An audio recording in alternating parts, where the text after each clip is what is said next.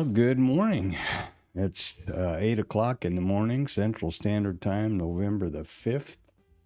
Jesus, 2025. How time flies, huh? When you're having fun or not.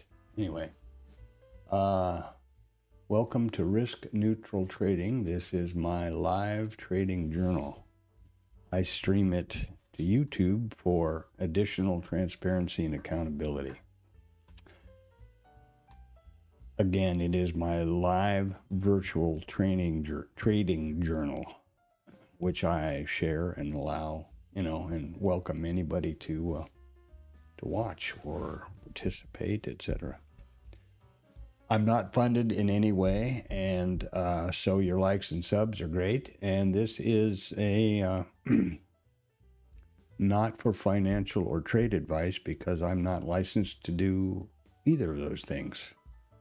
I do trade. This stream is live, real time, from now, 8 o'clock in the morning Central Standard Time, every trading day until 1500, which is basically the cash close in the afternoon. That's 3 o'clock if you don't know military time. 3 p.m., I should say. And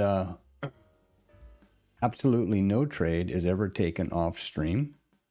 I trade live, and all trades are graphically represented here on Bookmap, up here in the results, the metrics, and everywhere. So it's different in that respect, but remember that it's my trading journal. So, it makes sense, doesn't it? Let's look at the numbers, which we actually may have some out, which is with this tomfoolery going on back there in D.C. Who the hell knows? But the reports I have here are, oh man, I'm waiting for somebody to respond to me on the Bookmap portal about this session. We did have non-farm, this is the ADP non-farm employment change. These are not government numbers. You see down here the JOLTS number. We will not get that because that is put out by the Bureau of Labor Statistics. And of course, they're all AWOL back there in DC. If Trump is looking for people to fire, I got a whole bunch of suggestions. He'd ought to just mosey over to the Capitol building there, start waving his wand around. I think that'd be a pretty good idea. Maybe not. Anyway, we do have the S&P Global PMI coming up. Now, these are at 9 o'clock, right? Yeah, and this is not updating very well. Let's do that right now. There we go. So these are all coming out the top of the hour, at 9 o'clock. The ISM and the S&P numbers, and these will come out. JOLTS will not. This is investing.com, which is my older news source and which I like. It's my preference, especially for screen snapping and posting into Discords or YouTube or wherever else. You can also, and it's real important to be sure that we're in earnings season, and it's a pretty, we're in the thick of it. Last week was probably little more impact as far as our market goes because it was I think 5 or 6 of the Mag 7 reported last week. You can filter these for whatever country, whatever report you're interested in, whether it's America or not, whether it's 1, 2, or 3 star, impact, all of those things. The second news source that I use is Financial Juice, which is a more, I've just gotten to use this, more recently than investing.com anyway. It's got a similar calendar function here. I don't like the presentation as well. However, it does show things that are not indicated on investing.com. For example, the Supreme Court starts hearings on the tariff story today. That's not over here. These are actual numbers and reporting stuff that is expected by the financial markets in investing.com. Financial Juice is more of a squawk box. It has like the press secretary. Here we got Trump speaking to Republican senators. That just popped up. Do you see that? That just popped up, and it's at 7:30, and I didn't know anything about it because I wasn't watching this. Now I'm not trading, so okay. And over here on the right is a bit more of a squawk box feel.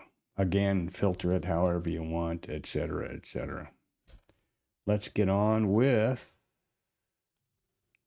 the business at hand. This is the ES, Renko, NQ, the minis, and the micro composite. You see yesterday's extravaganza, and here we are trading. So hopefully, fingers crossed, we won't be in a gap. Now, I'm going to switch to the micros, which is the same format I have, because I am trading the micros live with a funded brokerage account, and I am testing with the least exposure for my account to the market to make sure that everything is working properly with IRT and Bookmap and all these things. I had some drama last week, so there you go. What are we doing here? What's the overnight look like? Well, there's our open. And here we are. There's the previous close, low. And here we are, So we are back in range, which is a good thing. And not another gap, in other words. However, if you look at this, almost 100% of the overnight inventory is short, right? Here's where we opened. Yep, here's where we opened, because this is a sell candle. So there's our open. Almost the entire session last night, overnight, up till now, is short inventory. So I would expect, based on, the general feeling of things, that we would have some responsive buying to take profit. So we'll see what happens. This is the micro ES, micro NQ, and the same exact setup and everything works. This is my high time frame column, or high time frame chart, sorry. These are daily candles, the RTH session only, and wherever price overlaps, I pull a volume profile around it. And that is what I refer to, and some others, as the micro composite. This volume profile, by the way I have it set up, generates these red and green high and low volume nodes. Those levels are pushed to Bookmap. Also, we get a VP, an MCVPOC and stuff like that. Now, here are the naked volume points of control, if that's of interest. Here we are from yesterday, and we got one down here in a previous POC, MCVPOC, etc. Okay. The session prices up here also push directly to Bookmap. And this is the market profile, which I'm sure you're familiar with. We're light inventory, in my opinion. Actually, this is not so light, really. We're 347,000 overnight. Let's see how that looks. Well, this is 100% per. This is still the RTH session, but we're down at 1.5 points on the ATR. I don't change this back and forth all the time, but it looks to me to be pretty light. The micros again. All right, so let's look at Bookmap. Oh, and the session price is pushed to Bookmap, in case I forgot to mention that. Bookmap. Here are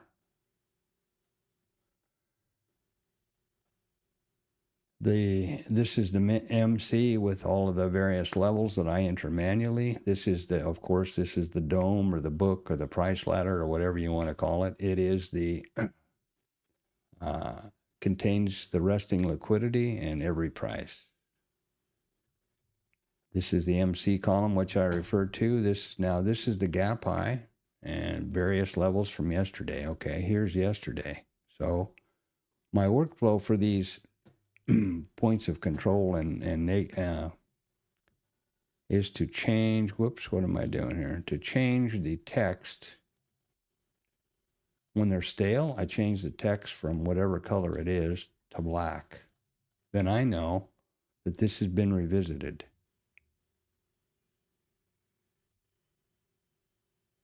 I know this has been revisited.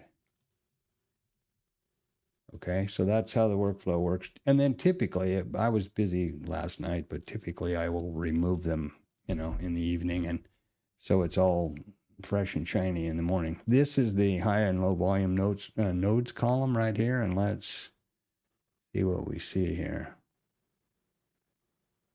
Surely there's something living around here somewhere. There we go. There's one, got to get screwed in pretty tight. Okay. This is the full session volume profile, which started plotting at 1700 last night and will continue through 1600 today. This is the RTH volume profile, which resets at 8:30 every morning, and it's been giving me some trouble doing it automatically, so I'm going to set it myself or confirm that it is. And this is a real important column for me, which is my notes column. The first thing I do here every day is confirm that the open type is what I'm expecting for today. This was yesterday. It was a gap down, right? How do you determine the open type? Well, it's really pretty simple.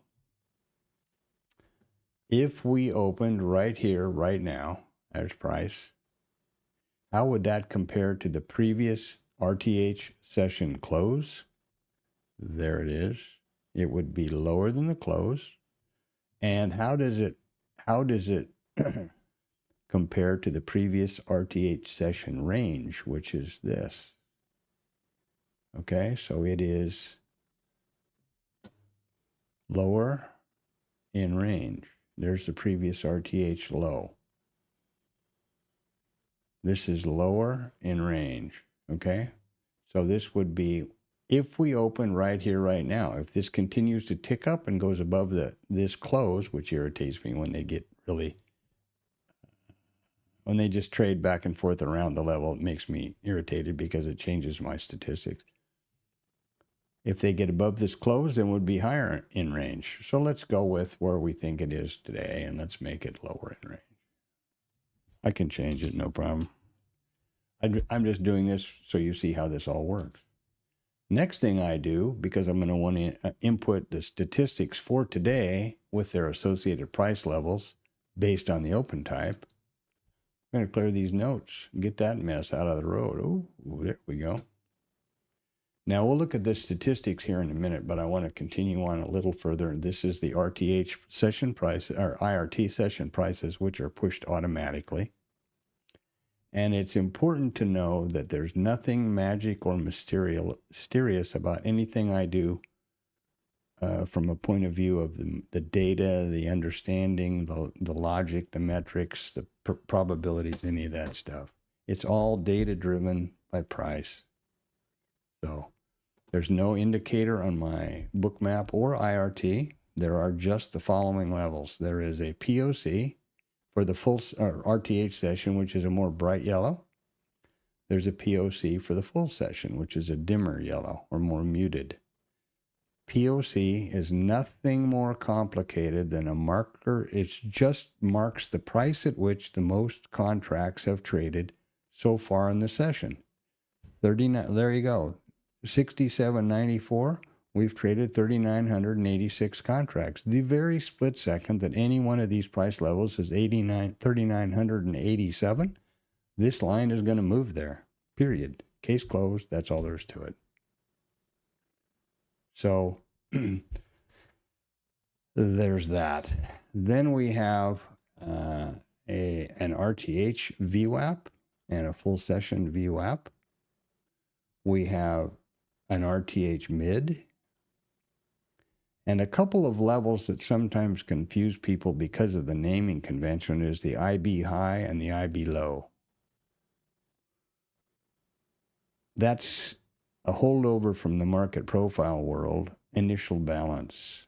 What these levels represent on my stuff and basically generally accepted in trading, the high and the low of the first 1 hour of this RTH trading session. That's all that represents. And then the rest of them are straightforward, right? Just by their name. So let's go to Electric Avenue. Let's go to these. Now these are the statistics for the micro ES, because that's what I'm interested in. Conveniently, IRT highlights the correct open type, but unfortunately, and makes sense, it will only be after 8:30. We want to know now. Well, we've determined that it's going to be lower in range. And the way the study works is real simple. Again, just data, probabilities, math, statistics. It looks back at 1,612 days, trading days. Of those 1,600 days, we opened lower in range, 472 of them. Of the days where we opened lower in range, we revisited the overnight volume point of control 80.5% of the time. And I think this is one of the few times I've ever noticed that the overnight mid has a higher probability than the overnight POC. That is generally always the highest one. But let's go with it, 80.5. Back over here, overnight volume point of control, 80.5.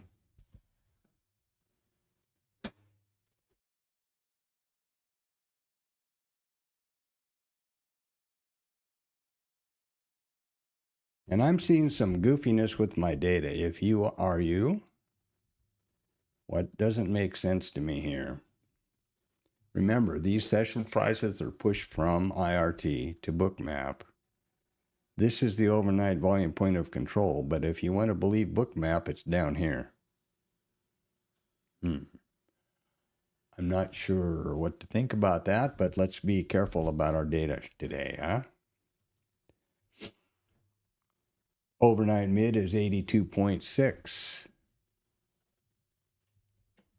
Overnight mid went somewhere right there, 82.6, if you want to believe it.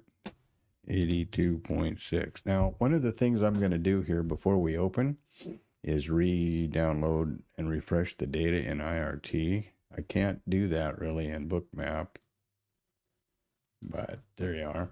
I just want to show you how this works. And now I'm really irritated because they're going to flop around down here, right? And we could, by 8:30, we could be above this close. So I'm going to do this on a limited basis, but I want to get to the IB high. The overnight high is 74.5.6, I'm sorry. Overnight high, 0.6. Now,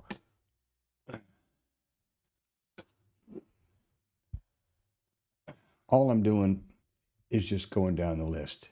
And what I want to do is get to the IB high, which is 80, or let's go to the IB low because it's easier for me to see, 60.5. And I said that because I remember it's right here. The IB high is way above us because we had a big day. So it's 60.5, and I type the IB low because remember the definition, the IB, the minute we open, this flag and this level are going to move to wherever we are. They're going to be pretty close today, but could be way off. And so I want to know what that price represented. Okay, I'm going to not get too carried away here now. Previous close, that's usually a good one. That's 70.2. Okay, so these statistics, now the POC, and those are live data, right? So they can change, but the rest of them won't. Like, for example, the close is the close, and the all the rest of them are the same. Oh, a previous RTH low, that's a good one. That's 34.9%. Now look here.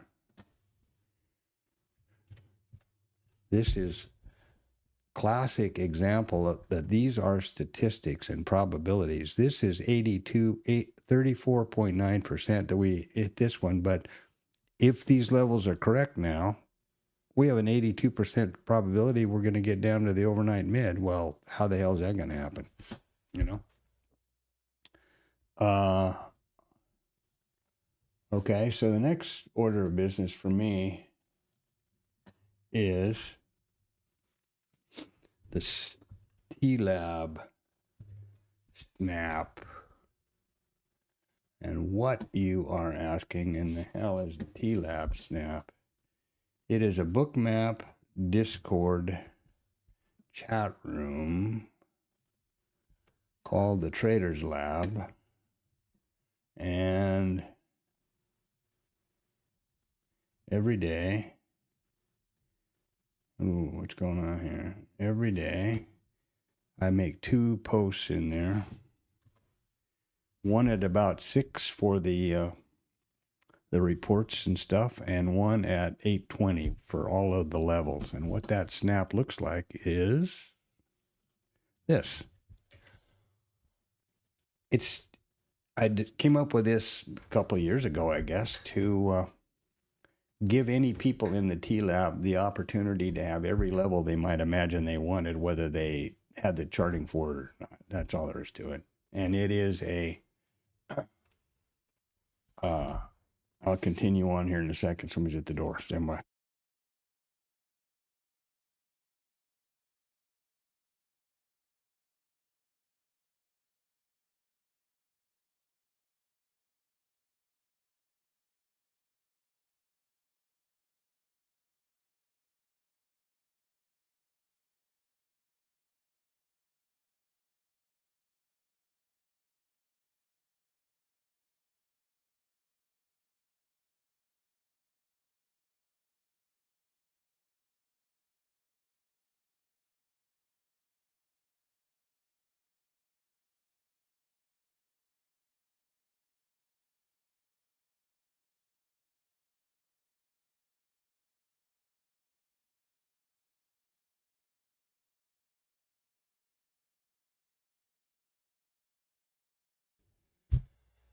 So there's the TLab, and let's get on to something more pressing and more important. Oh, by the way, the TLab is a bookmap Discord chat room started by a guy named Tom B., who is a professional trader by his description, and I believe him that he's been trading for 46 years, and I think he has a lot of good philosophies. He doesn't trade live. He doesn't call trades. It's a Discord room. But it's the only one that I recommend, actually, period, full stop. And one of the reasons is you're never solicited for anything. So that's pretty damn important. Now, something that is also important is for us to be able to trade, don't you think? Micros. So in order to be able to trade with Bookmap, the first thing you have to do is activate the trade control panel. And you need to select a way that the method that you will use to trade with the application using your mouse. If you choose chart, the only place you can trade with your mouse is the active data column here. If you choose DOM, the only place you can trade with your mouse are the DOM columns, and both is, of course, both of them. I use multi-brackets, and that is where, this is how the risk-neutral methodology and trade management is applied, basically, mechanically applied. The smallest package you can have is 2 lots because it needs to be an even number. So there's the 2-lot package. You determine your stop size for the full package, and this is something you need to do during your homework, away from the live market. First thing you should definitely consider is your account risk parameters. That's what I've done. That's why I'm on the micros. Okay. Once these 2 values have been established, the first risk neutral scale is automatic because it is for half of the package. That's why this needs to be even. And it's for the same number of ticks positively as the stop is negative. Then you have a runner. And you can set these up any way you choose. There's 4 lots high volatility, As I said earlier in the stream at the beginning, I am looking forward to testing out, making sure that IRT and everybody's working properly with the minimum account risk I can muster here on the ES, the MES, and then we'll go from there. So there you are. So those are set up, and I close that. Now the next thing that I do, I don't need the trade control panel anymore. I don't need these, stops and stuff. I confirm that it's the right package size. You notice that the trade metrics are here. They're also reflected up here. You can turn this off and on, by the way. So what I can do is confirm it's the right package size, and I can click the button again. It stays green. It stays unlocked because we've selected a way to trade. I have all my metrics. I have cancel, close, and I get my screen real estate back. Now I'm ready to trade the micro ES using either the active data column. You notice how it changes to a $ from the mouse pointer or the dome. I'm converted to, you can trade with your keyboard if you want a hotkey, which I used to do always. A couple of caveats. You have to have the focus of the computer on the application for it to work, and that is a standard OS operating system thing, obviously.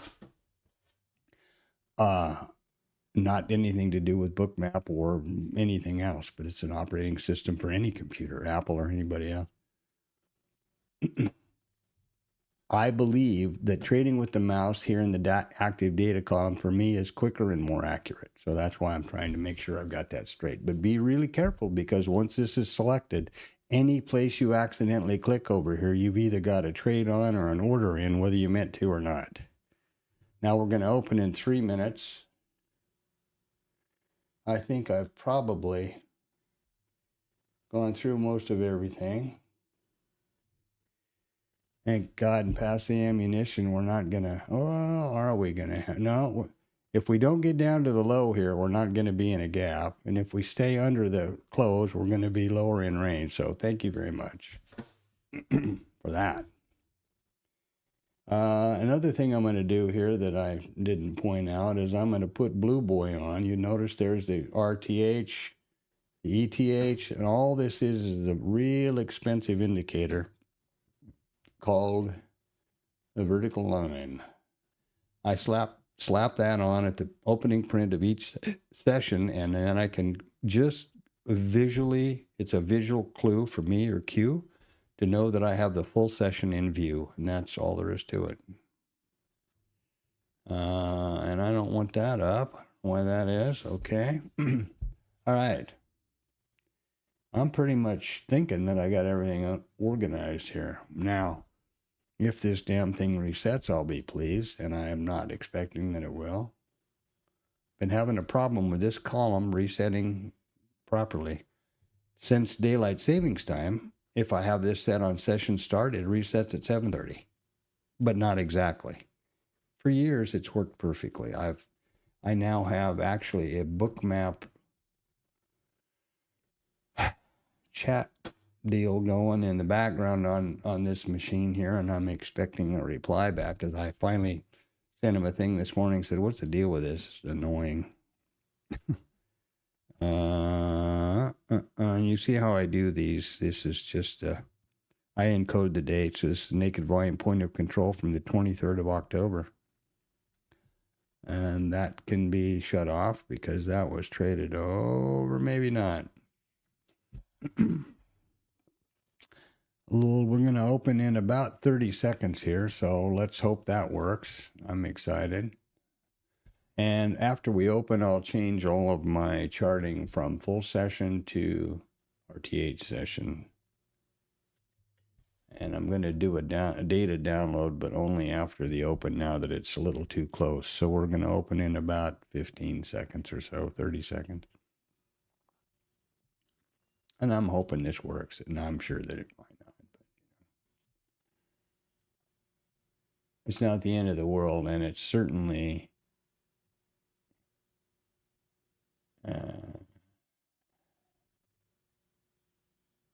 okay, now we have this is still not correct. but I'm not going to download the data until we get through the open, a refresh. And that should be the open, and of course this didn't happen, so let's double click that. That didn't work, so let's reset now. That might work. Now, this is magic here now. It's not, nothing's happening now.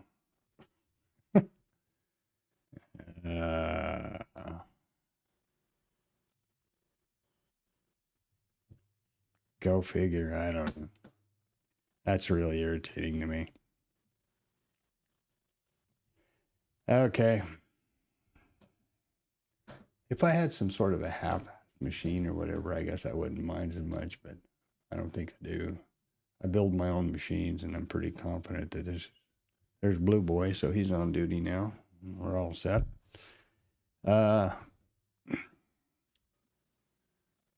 You notice that our IB low here, according to this current volume profile, is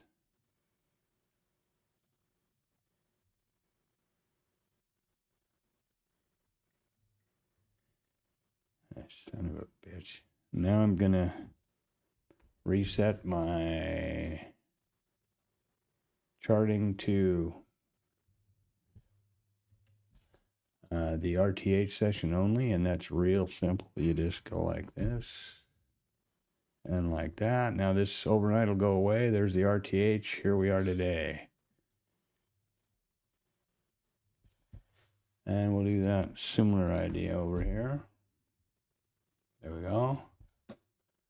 There we are. And let's save this sucker. And let's do the same thing for our minis. And I'll explain why I do this at some point, maybe, if you're good.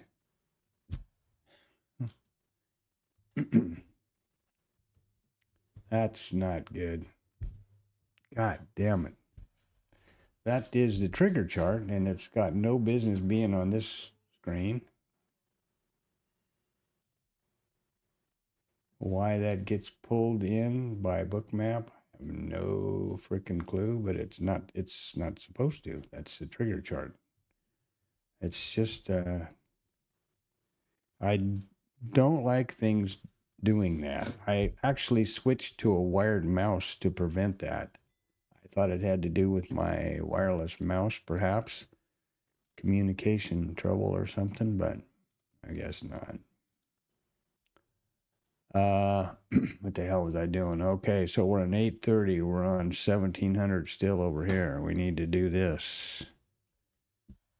And there we go. And that's already done. And this is okay. Save.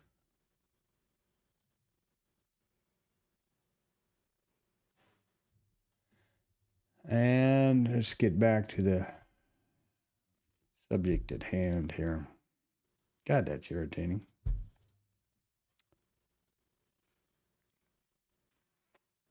Okay.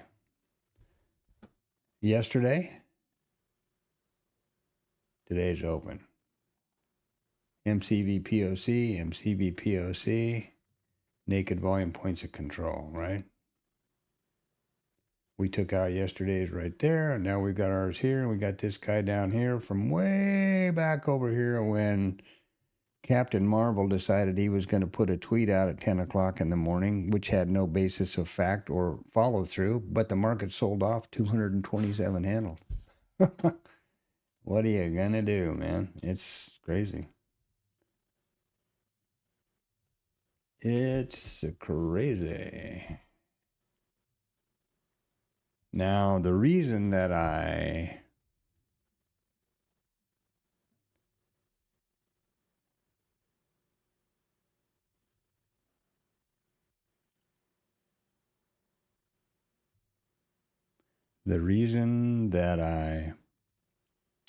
changed the IRT charting to day session rather than full session after we open the RTH session is to align the value area high and low properly.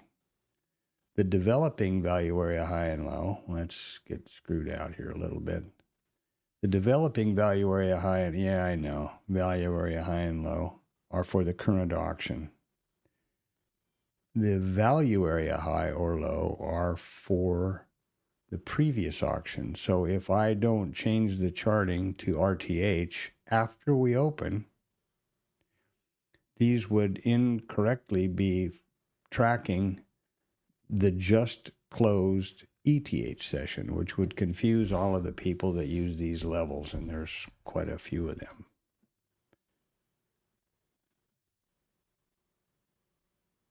And now I also will start flagging the migrating VPOCs, which is an old hard habit to break. For the longest time, I kept 5 minutes on the time zone timeline, and meaning that, or the result of that would be that the current price would, you know, and all of this opening data would scroll off the left, so I wouldn't see the history of the POC. Now that I keep Blue Boy on duty, I keep the entire session in view unless I need to scroll in when I anticipate trading.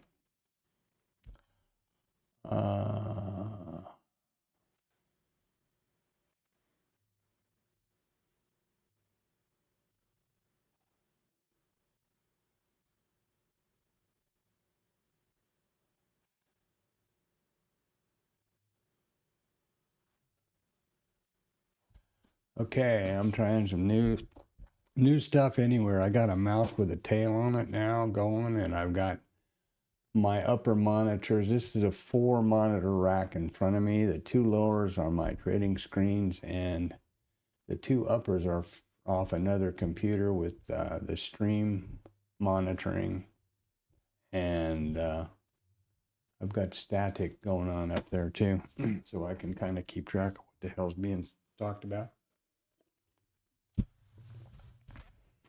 As soon as we kind of get our shit together here and the lag goes away on IRT, which you'll notice is over here, I'm going to redo the data. Obviously, this is the first, you know, the opening volley here, so let's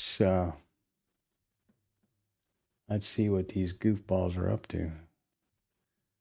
Well, our IB low and our IB high seem to be doing okay. What do they? Well, the low is 67.89.75. Is that right? Yes, it is. Okay, so that seems to be okie dokie. IRT doesn't have a problem with restarting. You know, that's some drama with Bookmap, and it's I don't know what, other than an expensive piece of software that has some of the annoying little things like that. Maybe they just have too many moving parts. I don't know.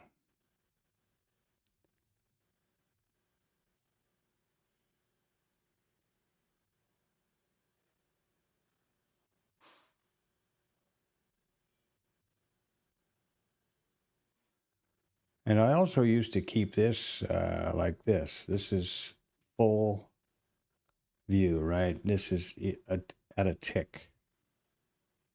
Well, you can imagine that pretty soon I would have no frickin' idea what was going on. So what I've realized is important is to have, I try to keep this at 1 point high, which I can't seem to get organized today. There we go. 9, 10, 11. So this is 1 point. Each increment is 1 point, and there'll be 4 ticks in the middle. And I keep Blue Boy on duty. Now, Blue Boy seems to have gotten off base over here, but that doesn't matter. Should be right on the top of that. And I'm just anal enough that that's irritating, so I'm going to do that again. Don't look. Now, this is that real expensive indicator. Top secret priority.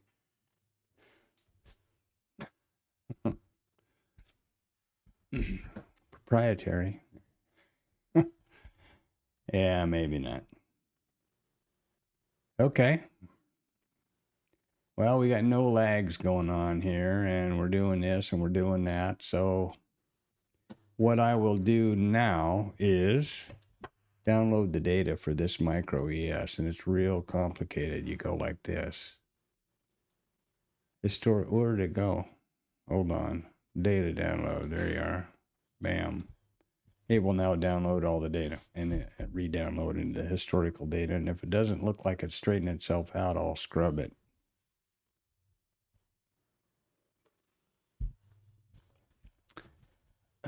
And I am so excited to trade. Doesn't mean I'm a nutcase and going to just click the mouse like I'm killing snakes. It means that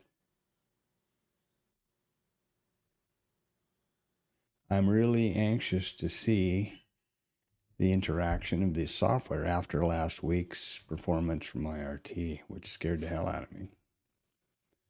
Because this is not some prop crap or whatever else. This is a live account funded by me, and I can prove that, which I will do later in the day. I can put an order down here out of the market, and you'll see the level increase. You'll see that that my order is in the live market. I'm not going to do that now because remember, we've set up bracket orders. It's a 2-lot. It's a multi-bracket. It's a multi risk neutral package. So, you know, and be aware of what you're doing. I'm talking to myself, remember. Okay, the download queue is empty. I guess it's updated itself around the horn here. I wonder if I need to do a similar thing to the... I share these session prices with a lot of people in Static and Traders Lab and etc. and here. If they would be of use to you, I'm happy to do that, and it's free. I start pushing these continuously from 1700 on Sunday night until 1600 on Friday, the next Friday afternoon, continuous. So if that would be a help, you know, drop a thumbs up and a sub and put something in the chat that you'd like to have access to this session prices, and I'm happy to share. No problem. Okay.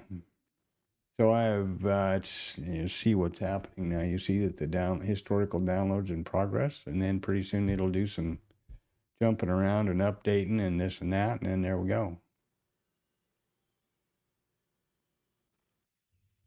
This is the mini, and I've already done the micro.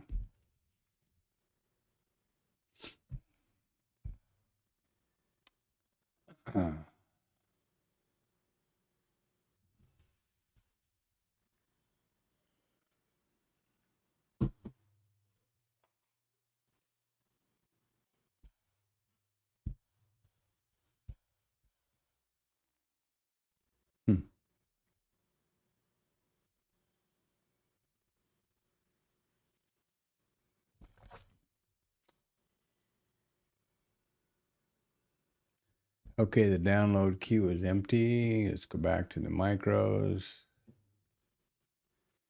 Let's see what the volume looks like. That's always interesting. Well, we're just about on target, and we've jumped way up to 5 ATR in a 1-minute bar. So be careful. Mind your risk. And all that stuff.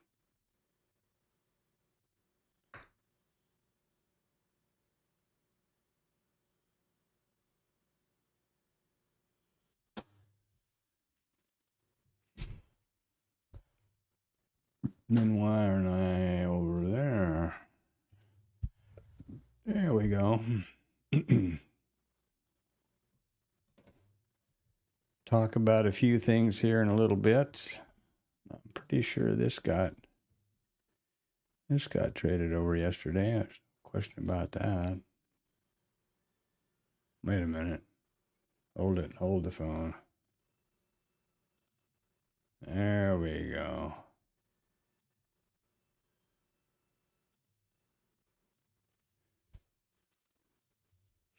This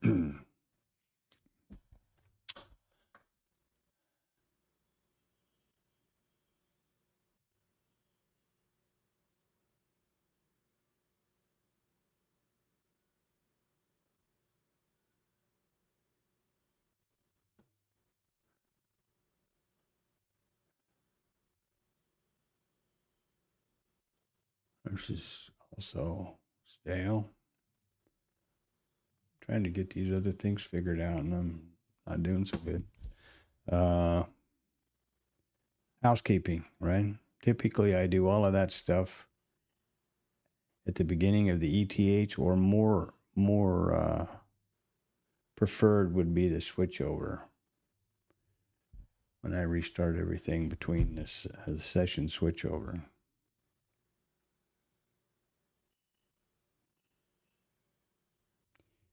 You see that the now the overnight volume point of control in the mid are down where I expected them to be after that data download. I think that was it, wasn't it? 88.5, I believe, should be the overnight volume point of control, and it was. We'll put that down. Now, I'm only doing this for the sake of the stream because this is a recording, right? And this is a permanent record. When I review the stream, helps to have everything where I expected it to be. This is still pretty crazy down here. This is one hell of a big jump they had overnight. That's the mid. Wow. Crazy. And I don't see Blue Boy, that slick little devil. He's out behind the barn again over here. I'm sure of that. There you go. See? He hides over there and, I don't know, smokes cigarettes, sleeps, whatever.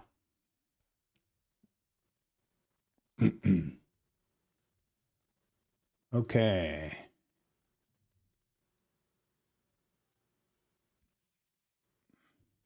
Now it's is it important to say? Well, I'm trying. This is my stream is a little bit disjointed because they still have not updated the plugin for my chapter markers, which are so important.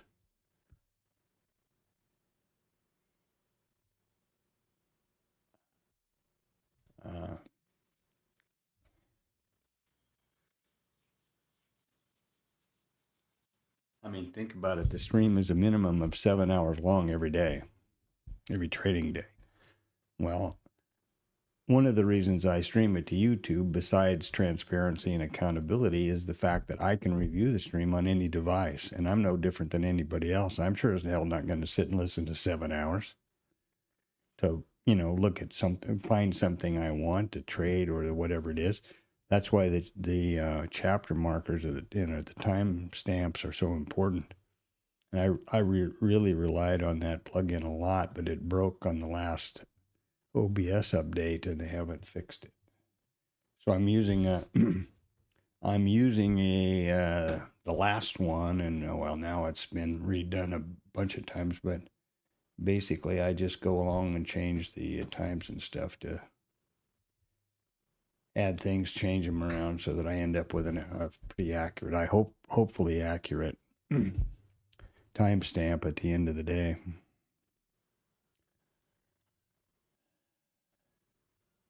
What are we doing? Where are we? Who's on third? Okay, well, we're trading up now. Here we go. We're up to that Globex high. We've popped a new IB high. We've crossed over the close. We've crossed over the overnight high. So those two statistics have been achieved, as has the overnight volume point of control and the previous close and the IB low. Wow. We're knocking them out 1, 2, 3, huh? Not surprising when you look at this stupidity over here. These gaps, we did not close this gap. Now, we might have closed it today. Let's just check. If you look at the info box, when I hover over the candle, you see high, low, close, all that stuff. What's the low? 67.89.75. What's the high? 67.85, 67.89, 67.85. 4 points. We've not closed this gap yet. Does that bear out? Well, let's look. When is that gap? Let's see if all this ties together. That's the 23rd of October, right? This is how it works logically and in order, right? Like any good project. So that was the 23rd. And guess what? There's the 23rd. And there's the low of the day. We have not touched it yet. There you are. In an RTH session, which is what counts in my world. And this one I think is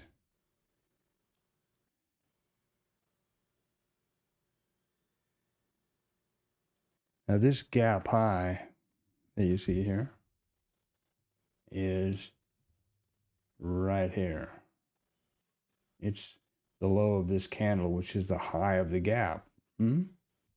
It's been taken out here, but we haven't gotten it over here. I'm going to change these because that portion of it has been taken. This is kind of a thing I'm not sure whether I want to do. Do I want to leave them active so that I'm aware of the fact that this is the high of the gap and that's the low? And maybe that's a good idea. And here's our IB high, and guess what? It's going to be up here pretty quick. Oh, here you go. Notice that the IB high flag, the line is quite a bit above the flag. And now the flag and the line are together. That is a known behavior, not a bug. The data for both of these, the indicator and the cloud note column, are pushed instantaneously from IRT. Bookmap will only, the smallest refresh time I'm able to set on the cloud note column is 1 minute. The boys and girls who coded this line indicator, which you buy from Bookmap Marketplace, is obviously refreshes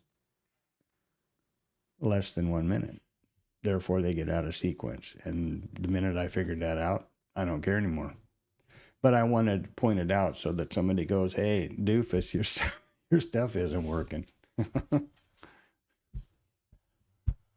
Let me poke something over here just to make sure everything else is going.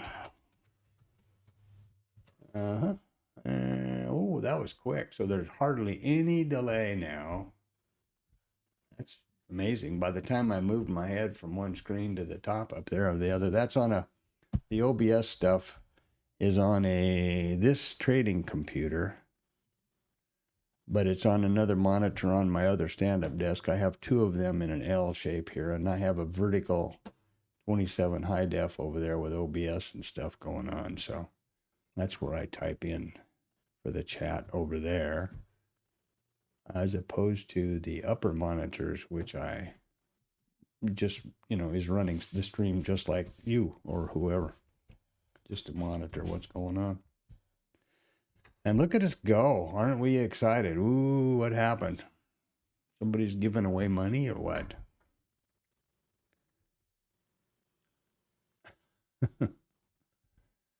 Yeah.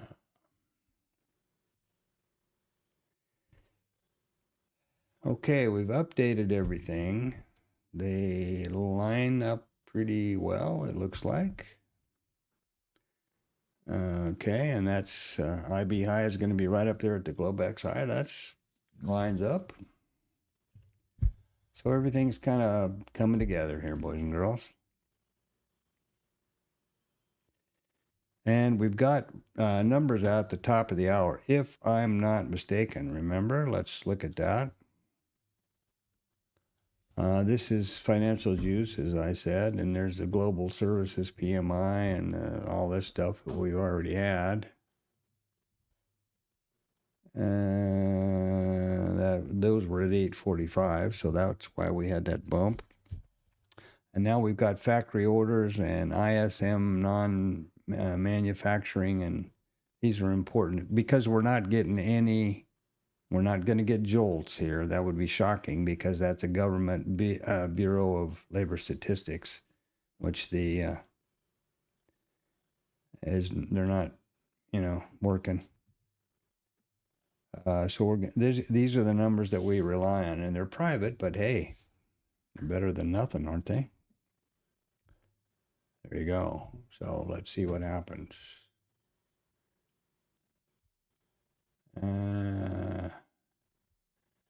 Okay, I see this bookmap guy talking to me over here. I'm going to not bother you.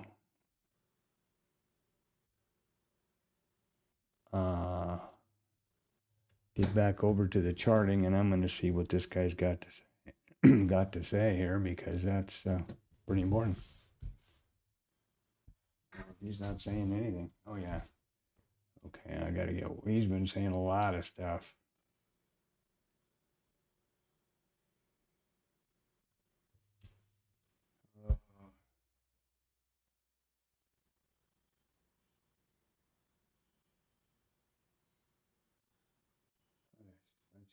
He's not saying anything.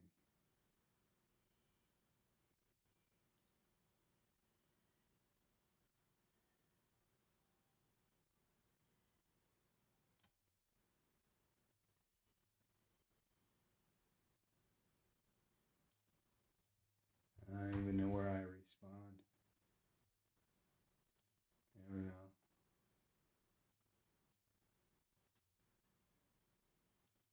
He's all right. He's going to ask the developers to look into it and create a ticket. So there you go. That was useless. I have something else I want to do with those guys, but not now. All right. There you go. It got me exactly no place. That's always fun. What did we have happen? The top of the hour. We've got 3 minutes coming up. Let's see. Are these bird brains going to do something here or not? My guess is not. I don't know what this voice news thing is. I think it's like the Squawk Box used to be. More just trying to sell you shit, really.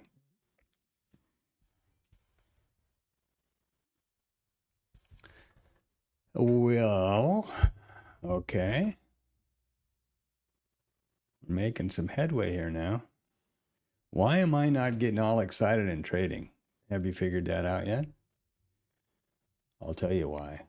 And that's because I am only trading vetted trades. I am following my theory and my plan, my trade plan. I only trade vetted setups, which I do via backtesting away from the live market. I'll go through all of that and show you the in-depth examples, and we'll do a backtest together. But the two trades which I have vetted so far are the IB trades. And they are two well-known trades associated with the initial balance. And we'll talk about all of that in a minute. I'm curious to see what this news is all about here. Got a minute to go.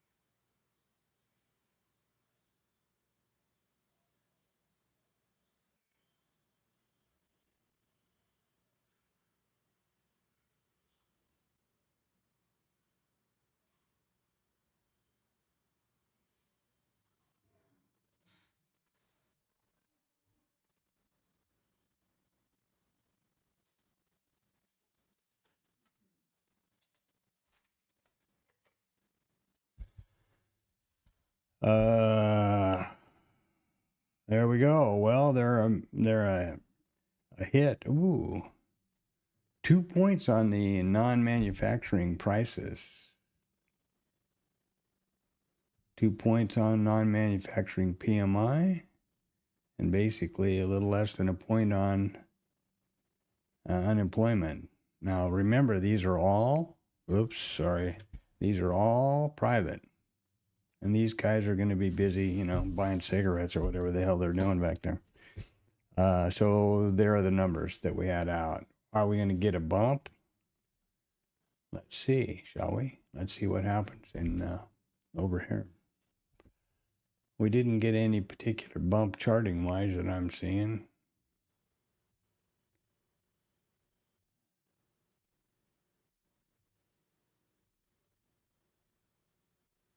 And remember, these are ISM. And in case you ask me what the hell that means, something that's interesting to know, that if you're interested, on IRT, you want to know all about what that is? There's everything you want to know about it. There's the historical charts. There's all the different times it's come out. Anything you want. Institute of Supply Management tells you all about it. I mean, it's a pretty damn good website, and there's a lot of info there. And I want to refresh your memory that it is free.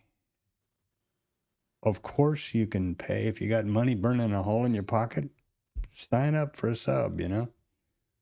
But why that would be, I guess that's buy the rumor, sell the news, I guess, over here. You know, don't ask me, but they took out 600 stops got knocked right there. Now they'll probably take it back up. Back to why I'm not trading. So the oh, there was something else I was going to do too, and I totally spaced it out. Oh well. Let me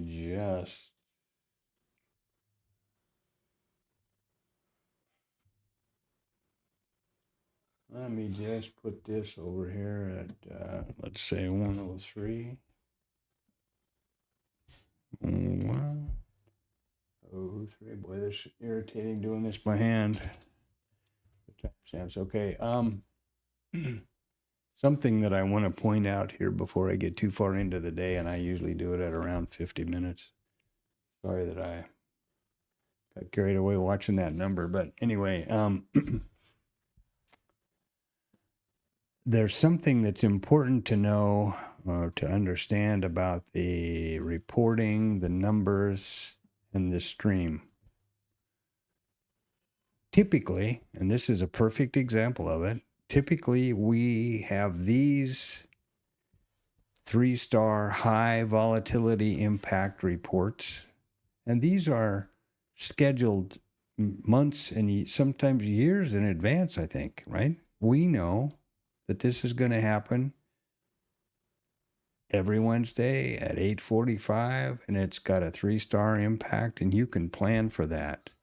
Any good manager always is on the lookout to identify risk to their project. In our case, it's trading, and how to mitigate that risk. So we know this is coming. We know that the first Friday of every month, typically, except for this last two, thank you so much, government shutdown, we know that the first Friday of every month at 7:30 in the morning is non-farm payroll. We know that for years. So you can mitigate and plan for that risk. The situation that we're in now, and I talk about it every day because it's so important. We are in a situation that's not normal, and I'm certainly not political. We have a very, very high, serious potential risk that's completely unknown. Unfortunately, it comes from the administration, unless a war or some weird thing happens, which has not. Okay, but all of the real high impact, random, out of no place things that have happened to the market, interruptions to the auction have happened from the administration. It's not political, it's a fact. And if you don't believe me, or you have any question about that, this right here you are. You're all fat, dumb, and happy, and you're thinking this is going up to a new all-time high. That's 227 points. That was a tweet at 10 o'clock in the morning. A tweet out of no place. That is an unidentified critical risk. And unfortunately, it's to do with, this was from Trump. Sometimes it's Moran, sometimes it's Bassett, sometimes it's whoever else it is. Typically, a lot of the time, it's from Trump because he likes to do that. And we don't know that. So it's not political. I don't care how you voted and how I voted or didn't vote is immaterial. If you're a trader and you want to preserve your account and you want to grow your account, you better limit the amount of time you put your account at risk to the market, and you better be sure that you have bracket orders in when you do. Because if this happens and you are not prepared, you're in deep shit and you've lost your account perhaps. So that's all I'm saying. Okay, that's, I think, real important for any trader that's within earshot of me to be sure you understand we're in a heightened, a hyper heightened random risk potential every day. And look at us go here. Aren't we just rocking and rolling? Look at new highs and oh boy, everybody's excited. Let's dance. Everybody dance. Here we go. Okay, so let's loop around to the trades that I have vetted and which I am planning to trade. And they are the initial balance trades. It's now 9:07. So, hey, can I trade? No. The initial balance statistic has not been set. The IB high will go up with price. The IB low will go down with price for the first 1 hour of the RTH trading session. I have nothing to do but monitor, understand, get a feeling for the market, keep Blue Boy in sight so I have a real definite understanding of the context for the day, monitor the news, everything that we're doing here live. But I don't have any potential trades until after 9:30.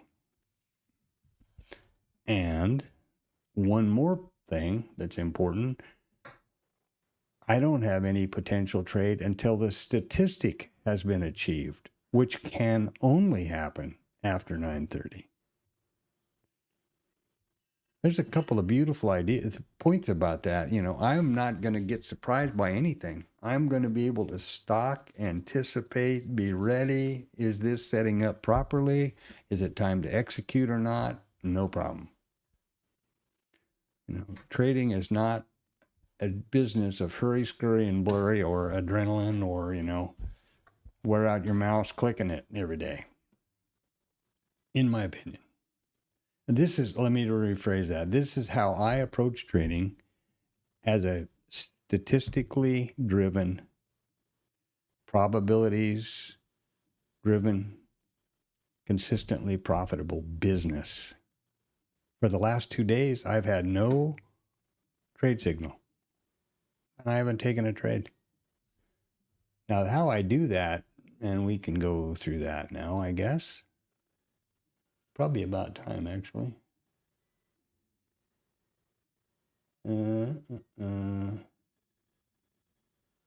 Yeah, well, we'll do this here in a second, I think. So, remember, here are the rules of the trading system and my IB, my initial balance trades. Here's today. Well, wait, where are these levels? Well, they're not on here because guess what? It's not 9:30. Here's yesterday. Okay, no trade. The trade signals are real complicated. There's an A, there's a B, and there's a trigger. If there's not an A, a B, and a trigger, there's no trade. Now, there's signals for the IB high failure, the IB high continuation, the IB low failure, the IB low continuation. Sure, but do you see an A, B, and a trigger anywhere here? That's yesterday. Same story day before. No trade. What did I do? Narrated, watched, got pissed. I'm real excited to trade this micro 2-lot to make sure that everything is working as expected with IRT and bookmap and, you know, the new AMP connections and all that. But that's the way it is. I mean, that's trading as a business. Now, let's look at or think about well, we know that the IB sets at 9:30, right? So what do I have to do now? Talk to you guys. Talk to myself. And it's probably worth pointing out here that remember that my narration is the only way I get what I'm thinking into the stream recording.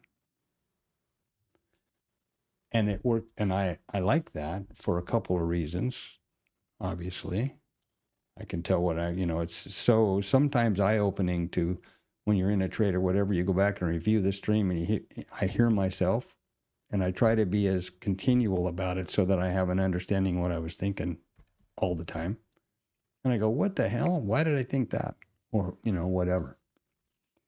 That's important. Another thing that I think is another aspect that I think is good and important is I believe that your subconscious mind believes what you tell it, especially what you articulate out loud. There's extra force there somehow. You tell yourself that you overtrade and click too much and are a loser and whatever, and guess what? Your subconscious is going to go, okay, we're a loser and we overtrade all the time.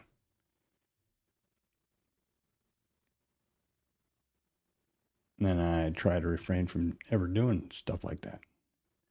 And I try to always reinforce positive, what I believe to be, positive behavior, and that I believe that being disciplined and following my plan is positive behavior. So there you go. And now let's talk about the IB statistic. Where in the hell did that come from? It's an old market profile, well-known statistic. And it comes from our statistic study. What a concept, huh? Who would have thought? And here you are. There is a greater than 97.8. The lowest probability, which is not the open type today, is 97.8. Today, the probability of achieving the IB statistic is 98.3%. That means there is a 1.7% probability that we will not. Think about that. Not 100, yeah, I agree with you. But that's pretty damn likely, What this statistic says is that after the IB has set at 9:30, the end of the first 1 hour of the RTH trading session, there's a 98.3% probability that the IB high or the IB low will be exceeded by price at some point in the balance of the RTH trading session. Well, that's a pretty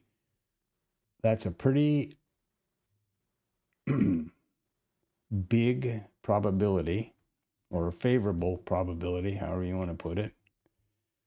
And it's, how in the hell can you possibly miss it? There's the IB high, there's the IB low, and there's a clock.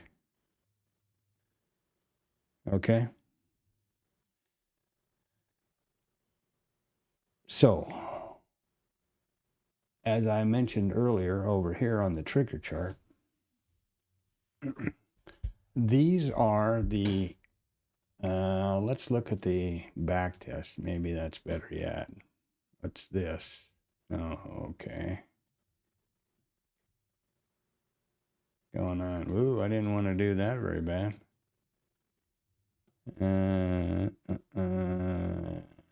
Trading systems, initial balance. There you go. You got a grand tour here. Open that, close that. Bring this over here, maybe, yeah, over here.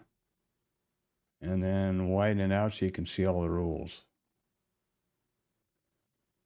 These are the rules for the initial balance trading system. It trades an IB continuation or failure around the IB high and the IB low. And these are the rules which I use to backtest these specific rules and strategy. Now, this chart doesn't connect in any way to the system, but these levels, which are custom indicators I put on this chart and the trigger chart, same thing, it's just a copy, are exactly the same levels as required in the system, and the signals represent exactly the signals that would cause Rule 1, Rule A, Rule B, and the trigger to enter a trade. Doesn't connect over here at all. So let's look. This is easier to see on the trigger chart because it's bigger. So we wait until 9:30, and then when the statistic has been achieved, that's A. When the pullback or the continuation zone has been achieved, that's a B. When we come back to the trigger zone, that's a trigger, and that would, with the trading system in the backtest mode, would activate or take a trade. What I do now in forward testing and in this live market, the minute I get that signal, I immediately and mechanically enter a trade in Bookmap with the mouse, 2-lot risk neutral package. Oh, by the way, the trading system uses the 2-lot risk neutral package, so, or whatever package I have set up, but that's what I do. So that's how it works. That's how this is going to work as we play out, and why I'm so keen to get us. Now, for the last 2 days, I didn't get a signal, didn't take a trade. I'm sure hopeful that I do today, because this, I stand here a minimum of 7 hours. I started a little before 6. I think today was 5:45, and I quit around 1800. I'm sorry, around 1900 every day. That's, 9, 10, 12 hours. And I'm just standing here or doing squats or, something to try to make productive use of the time while I watch and narrate the market.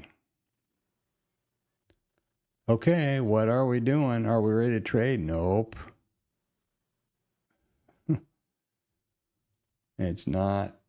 I guess I'm going to have to stop this at some point. Come on.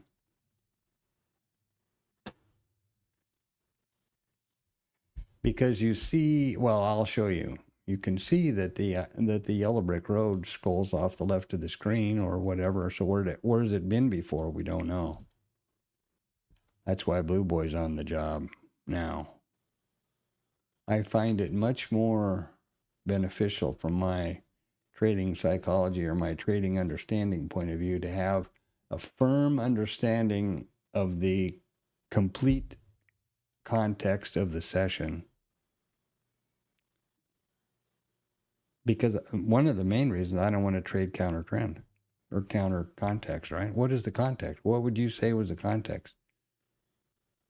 Well, we didn't really get that responsive buying right off the bat, but boy, we're getting a lot of it now.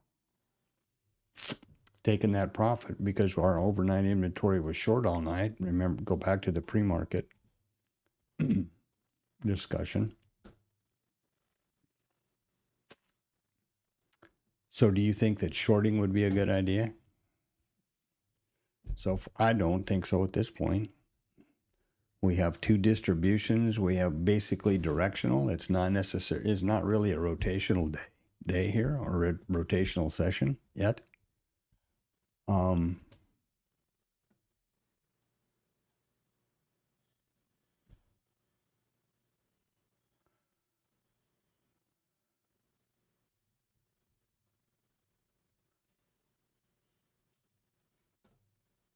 So I'm anticipating, let me just hold on.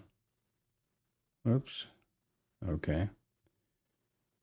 I've already mentioned that there are two trades. Let's look back over here. We are looking over here. Okay.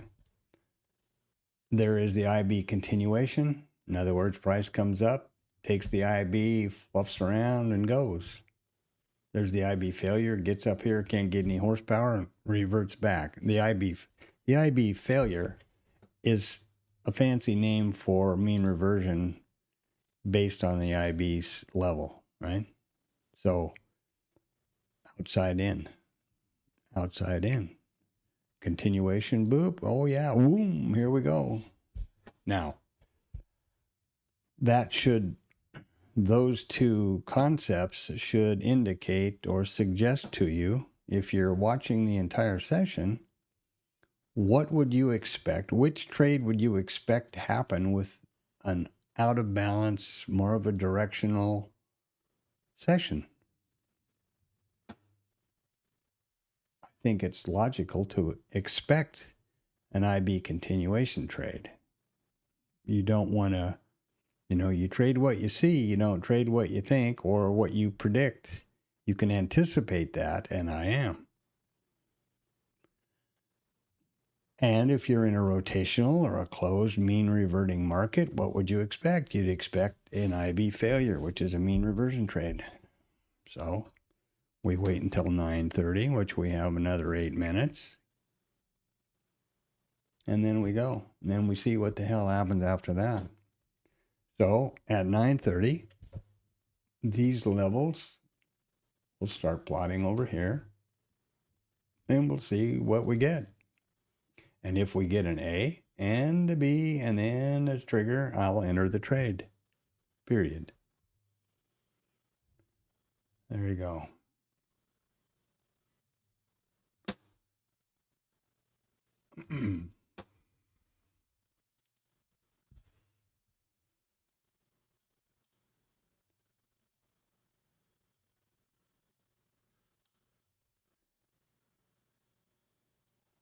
Well, everything else looks like it's pretty much okay.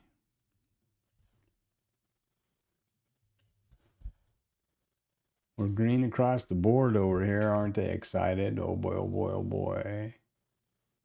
A lot of volume. A lot of volume.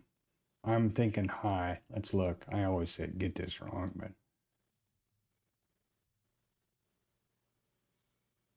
Well, 100%. I would have thought a little bit higher. For this time of day. And we're still elevated on the true range. And I'll tell you why I was thinking high. Typically, we have about 1.2 million shares traded in the entire double set. This starts plotting at 1,700 last night, right? So we have about 1.6 million or 1.2 million. So this is about half of that. So we're at half the total, the session's volume at 9:23 in the morning. You know?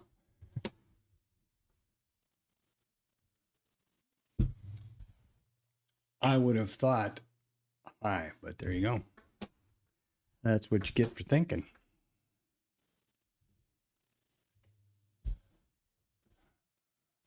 $9.25. Here's a mid flip that Rod and company like. VWAP to VPOC, 10-point range. Rod right here.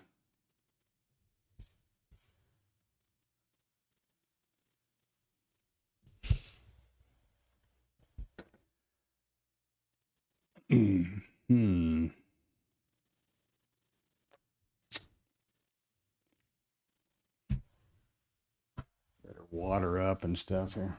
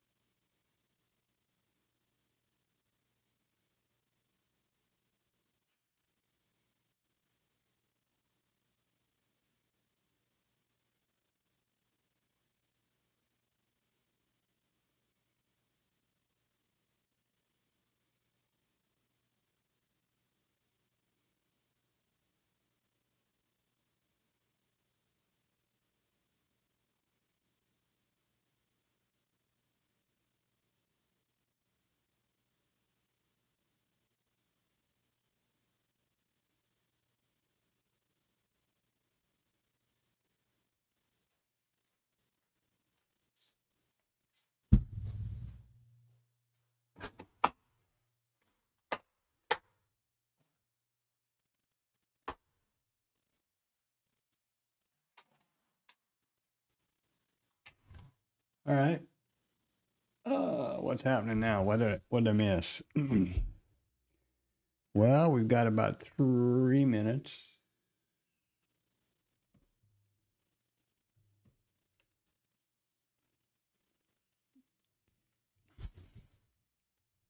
What am I forgetting to do on this stupid thing over here?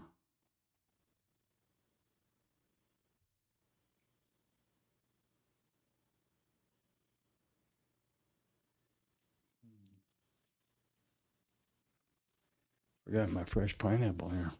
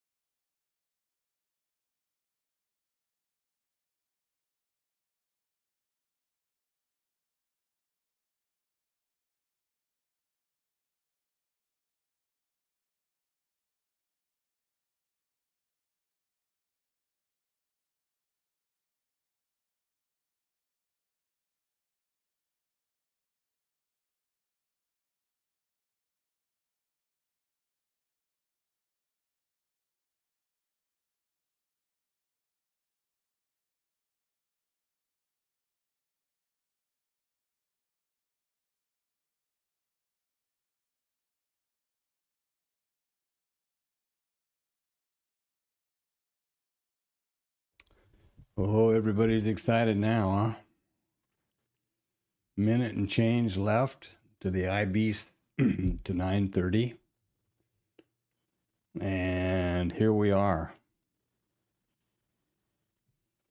This is a little early to where I usually make this comment, but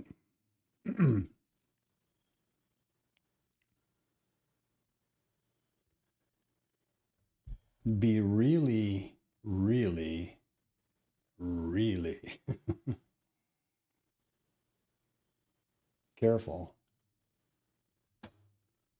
about trading toward the statistic.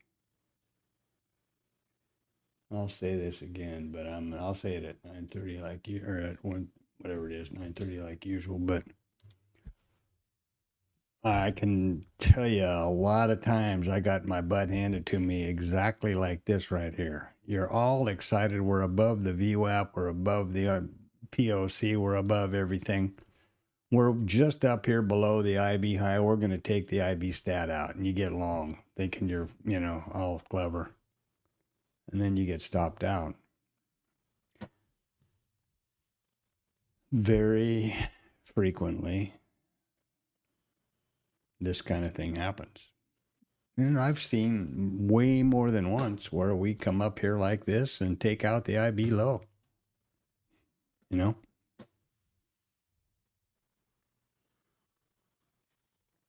I'm sure you've seen that too. What does that all say? That says trade what you see, not what you think. Now the initial balance has been set. It's 9:30.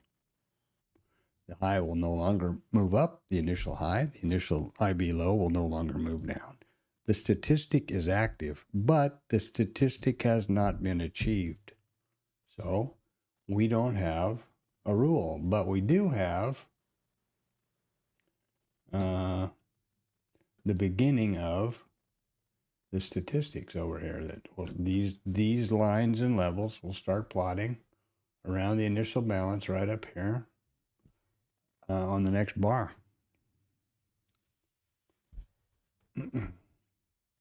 or I hope so. Or at least that's how it's worked for a long time now. Let's see here. There you go. You see what I mean? And there they are. Continuation zone, pullback zone, trigger, or vice versa. Do we have a statistic? Nope. do we have a, let's try to widen this out a little bit. Maybe let's make it a little bigger. Okay. Now, something to notice that you may or may not notice or care about, the pullback and continuation zones here, which I've, got labeled over here also. I push those to bookmap so that I can keep track of, I try to give myself every opportunity to not miss something. And they are now right here. There's a continuation zone, the pullback zone, the pullback zone, the continuation zone. So there you go. See? Isn't it cute?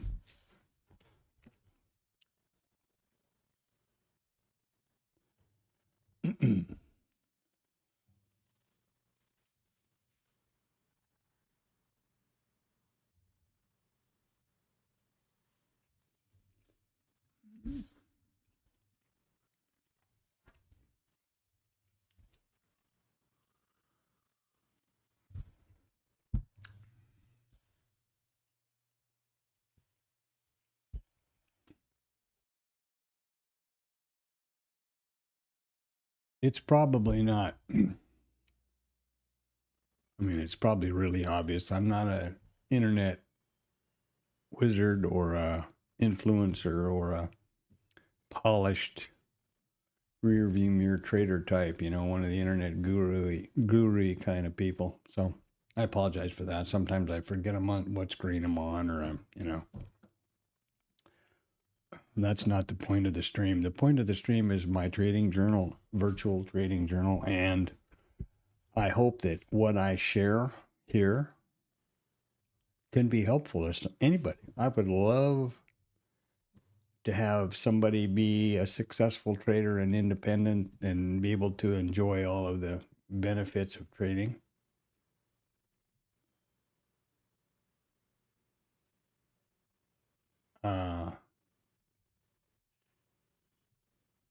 Based on something they saw here, or, oh my God, I never want to do that. I'm going to do the opposite, whatever it is.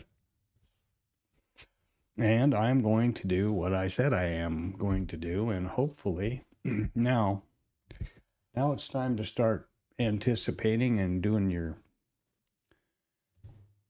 the checklist, right?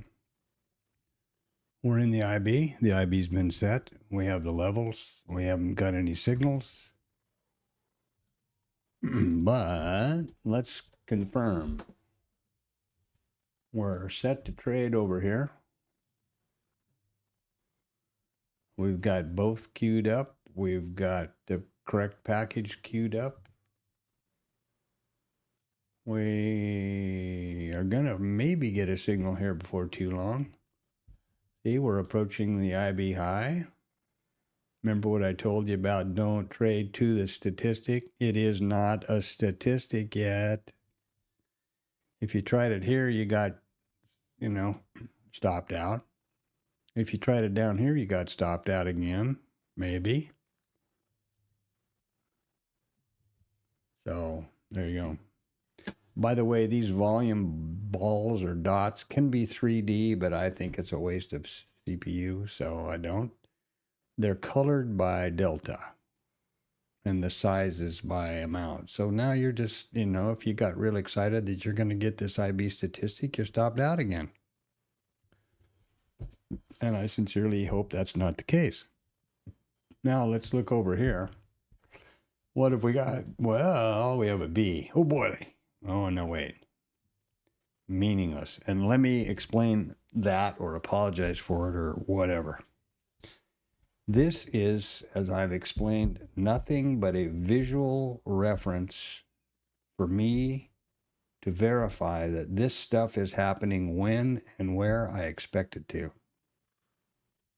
per the original coded up trading system. I'm not going to bother, and I actually worked some hours on it a weekend or so ago, and I realized it was futile, and I'm not going to continue. Making sure that, through code, that I will only get A, B, and trigger signals in sequence and not randomly like this. But I realize that this is an ongoing system, so you know, I'm not going to worry about that. I personally know, and now you know, there can be all the B's and all the triggers in the world, but until there is an A, and then there is a B, and then there's a trigger, there's no trade setup. Simple. And that is exactly how it works in the actual trading system, in the backtesting or the actual code. Again, these are just quick indicators that I built for here, for this chart, and the other one, and signal markers. That's it.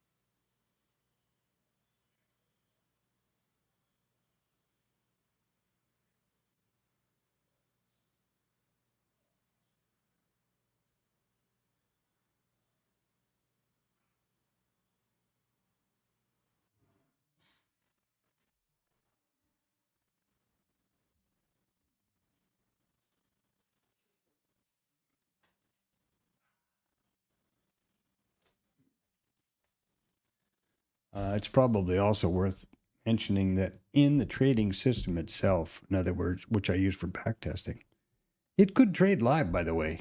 IRT can do that, no problem, but I don't intend to. Very definitely, the signals are sequential, and there cannot be, let me see how to say this. They will only fire in the correct when you're not in a trade. In other words, you can't get in two trades at the same time. Once you have an A, then you have a B, then you have a trigger, you're in the trade. Not until you're stopped out or you've achieved both targets will you get another A and B or trigger in the system. And so I mentally apply that here.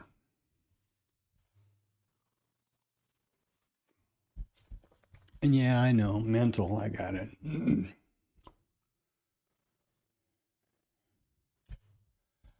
Well, oh boy, oh boy, oh, you know, I can't tell you, and I have full permission. I give myself full permission to laugh because I have old journals and stuff with a gazillion stops based on doing that exact same thing. It's like whoever it was that really said it, they attribute it to Einstein, but I don't believe that's really the case. You know, if you,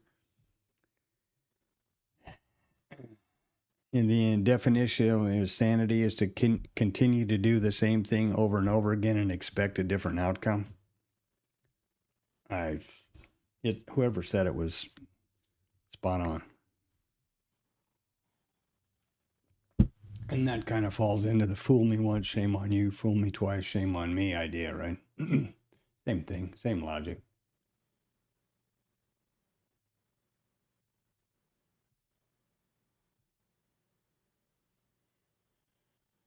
So yeah, if this guy go 3 days without a trade signal here or something, I'm gonna be disappointed. And what's going on in talked about that quite a bit. We're talking about the analysis of the IB trading rules and signals. I've done that a bit here. I'm going to change this down to probably around here, maybe 35-ish or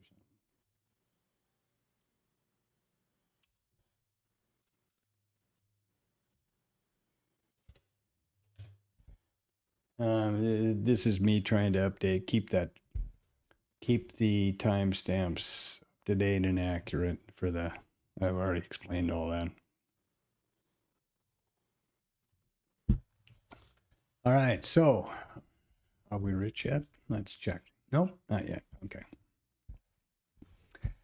Remember, these are, in case you don't know, these are 1 minute candlesticks, or bars, I should say, because I like bars better.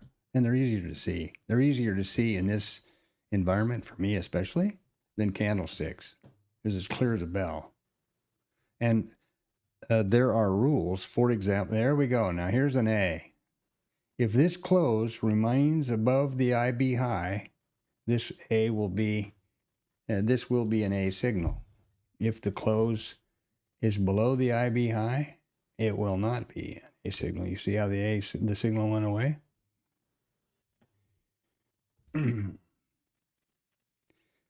So that's why it's important for me to be able to see these.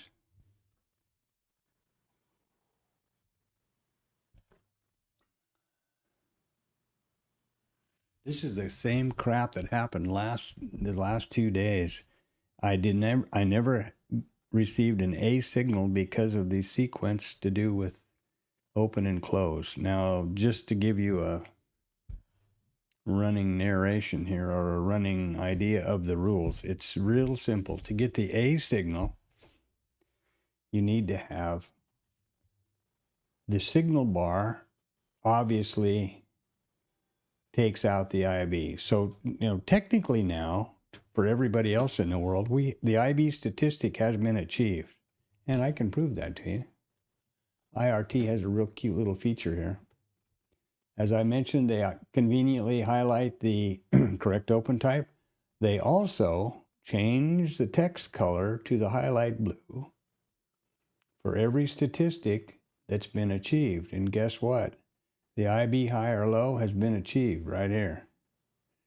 Because it just says touch. It doesn't say anything about rules or regulations or anything else. That's all done on my end. So now let's look at the rules. We need to have an open below the IB, bar goes through the IB, closes above it, in the case of the initial balance high. Moreover, the preceding bar to the signal bar needs to have an open lower than the close, and preferably the high lower than the IB high. The idea is I want the price to be trading up through that IB. I don't want it to be coming down. So that's where we are. Now, if this bar can get up there and close above that, we'll have an A signal. And that's what we never got. And now we're screwed because we didn't get it here. It didn't close above it. And this is going to open, this is going to be an open below it. So this is not working out in my favor here. And it's really disappointing.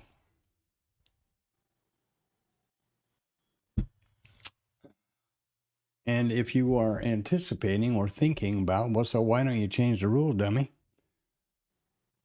You're exactly right. But here is another aspect to my trade plan and regime. I do not make any trades to the trade plan or changes to the trade plan or the rules or anything else during the live trading session. And I would not change these rules until I've made the change in the backtest and backtested them over a statistically significant data set to see the difference, the what if. And I do that away from the live market. I didn't do it last night, frankly, because I was tired. I talked about it yesterday. Now, if we get up here and we trade above it, we've opened below it, we trade above it, we won't have an A signal because the preceding bar is backwards. The open is lower than the close, is higher than the close. And you can look back the last 2 days, that's been the case.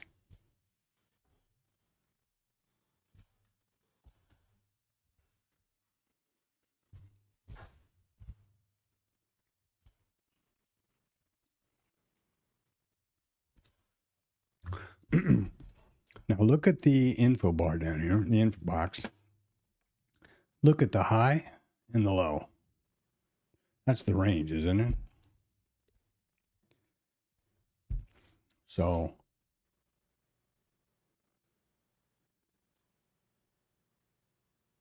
27 to 24, there's 3 points. There's 5 points. There's 3 points. There's 3 points. You see? We are in a 3-point, pretty narrow ATR. And that makes it quite easy for this kind of a situation to happen. Because there's not a lot of movement, which is, I guess, okay. Let's see what happens now. If we can get up there, I don't remember the rule well enough to know that the previous bar needs to be, it could be equal to. That you can do that also, right? If the open is equal to or greater than. Now, if we get a close above it, above the IB, we'll have an ASIC without any question.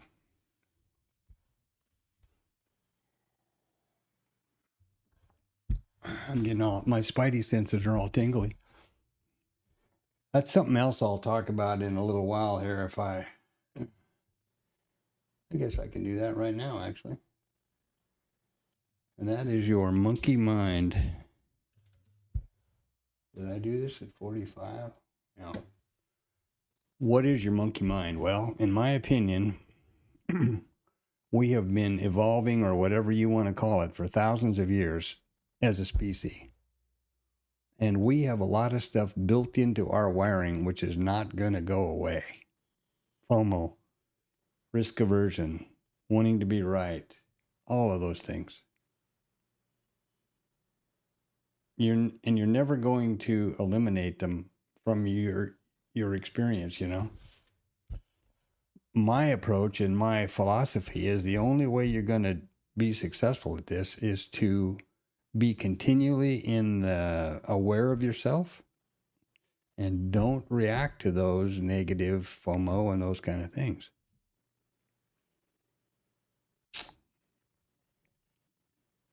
I can feel the adrenaline and the excitement wanting to take a trade because we're close to this A signal. Now, got to have a B and then we got to have a trigger, sure.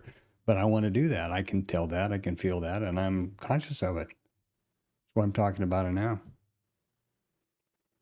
You know, and that's the reason. Well, there's a lot of, you know, the Brett Steinbachers and those people of the world. Not to say they're bad people or anything, but how does he make his money? Selling books about trader psychology and mentoring and, you know, whatever else it is. I think if you just are aware of yourself and you're an adult to not, you know, react to those kind of things, you use trader psychology, you can pretty much, that's, you know, you can tick that one off. It's never going to go away. You just have to realize you're not going to relate to it, react to it, and there you are. Be an adult. No B, no signal, no trigger. No A, you know.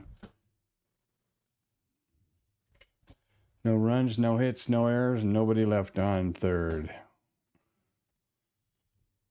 Not a baseball fan, but I remember that from somewhere. It's a fine game. It's just like golf. It's fun to play, boring to watch, I think.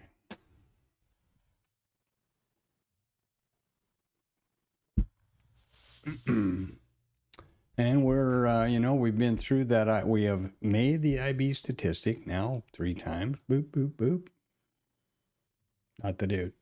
Not that there are 3 times it was a statistic, because there's the first time it was taken out. But in my world, there's no trade triggers yet.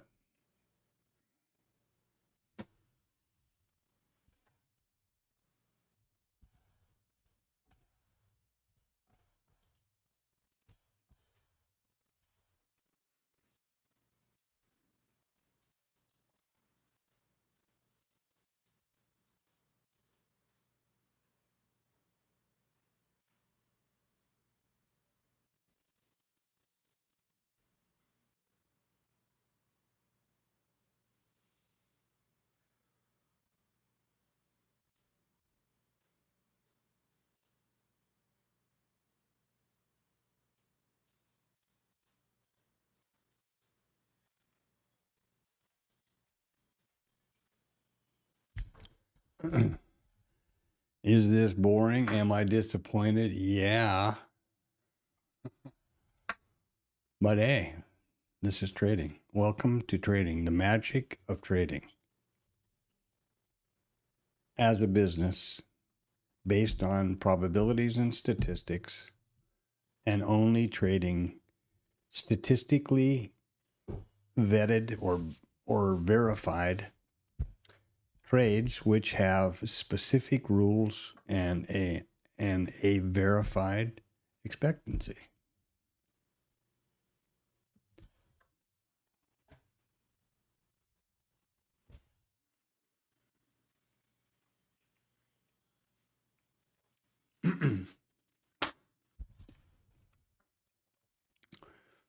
Now here goes a bunch of people getting excited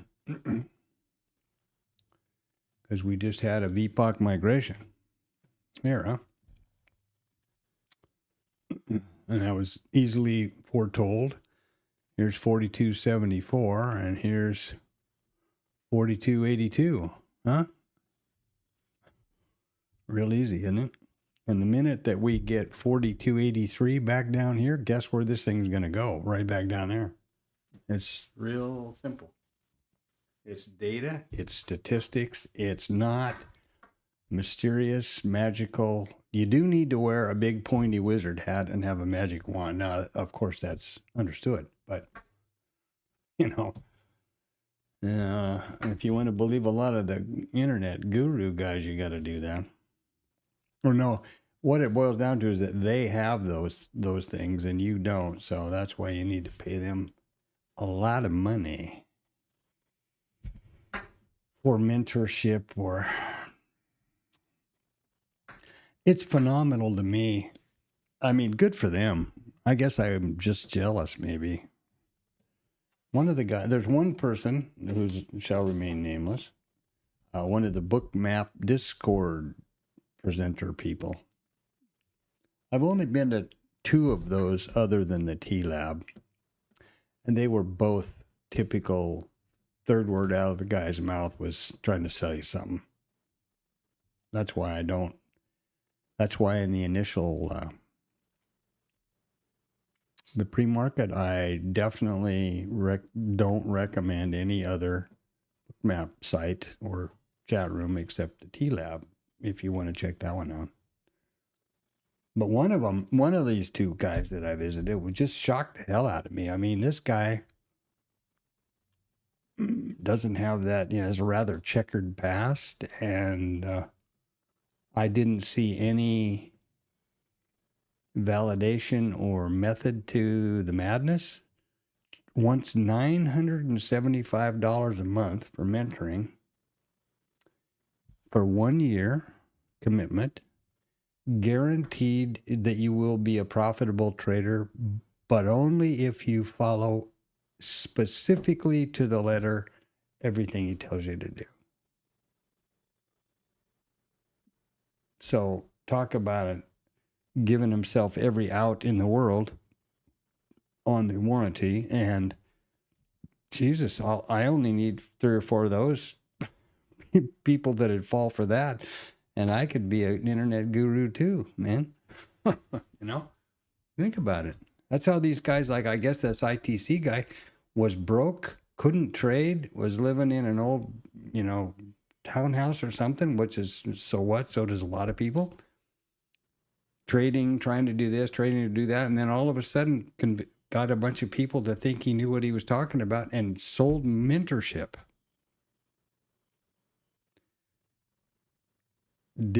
Nobody was, didn't say you could trade properly, but sold mentorships and apparently made $1 million or more. So, who's stupid, him or me? Obviously me.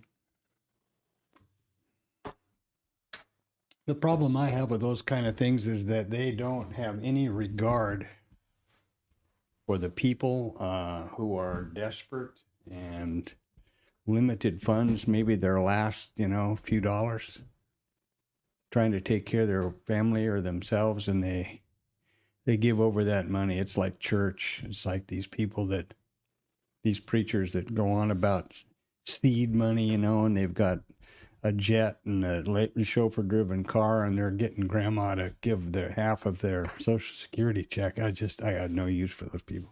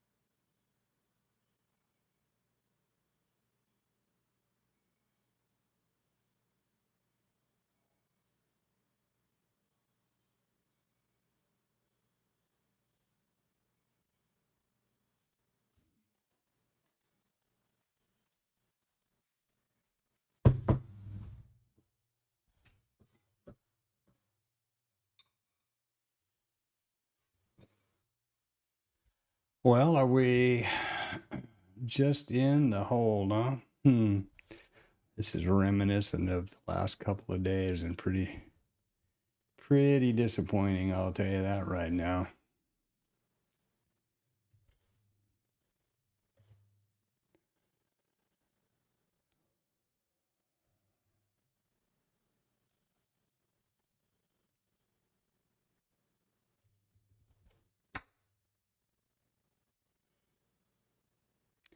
So we had definitely our responsive buying. Took that profit out. Now what are they going to do? They can't seem to make the drop here.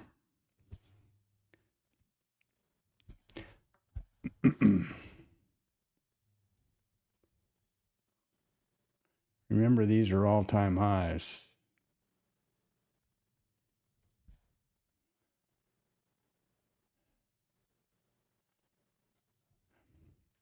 Also, it's earnings season, which is kind of a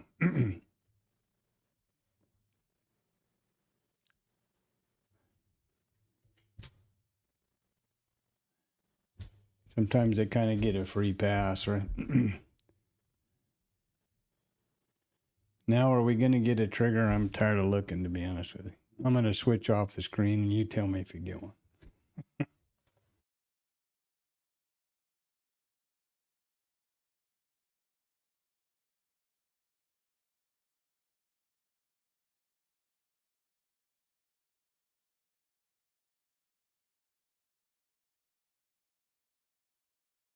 I can guarantee you that if you want to have an A, a B, and a trigger, all I have to do is go out and rake the front yard or do something like that, and then come back in, and it's all going to go bing, bang, bong, and then there I'm going to be, and somebody else will be dancing around making money.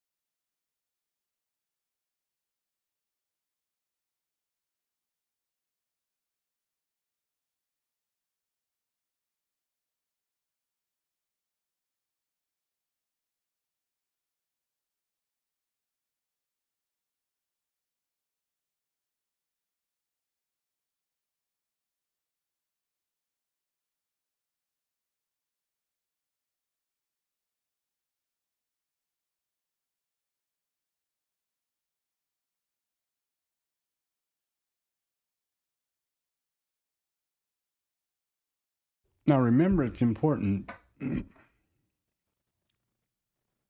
Excuse me. It's important to understand that this achieving an A signal here is just that. It's an A signal. It needs to have a B, and then it needs to be a trigger before it's a trade. But for the last 2 days in a row, we've been doing, and as we are now, B signal, trigger signal, B signal, you know, because they fire and are generated by price coming to these, trigger zone or pullback areas. But the main qualifier is the A, which we haven't gotten in 2 days. Which I have not gotten in 2 days. Sorry about that.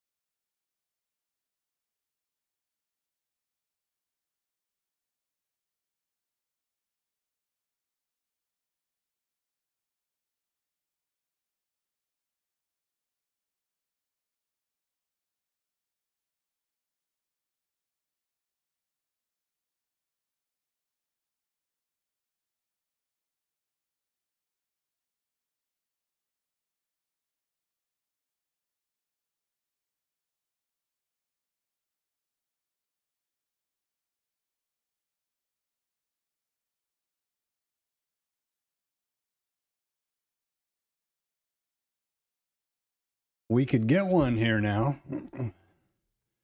If they can just get one more push and close it. But, you know, if I would wake up 6'5" and black, I'd probably be a basketball player. But guess what? The reality of what's happening and what did happen are two different things.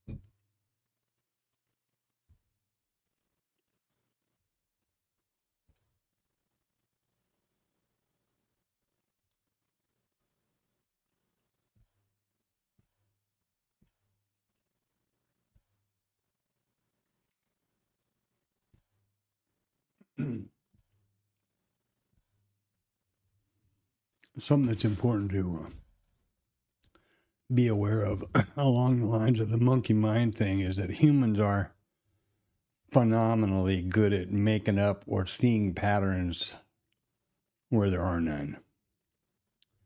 It's called confirmation bias. That's the stock and trade of Fibonacci theories and moving averages and trend lines and that kind of thing.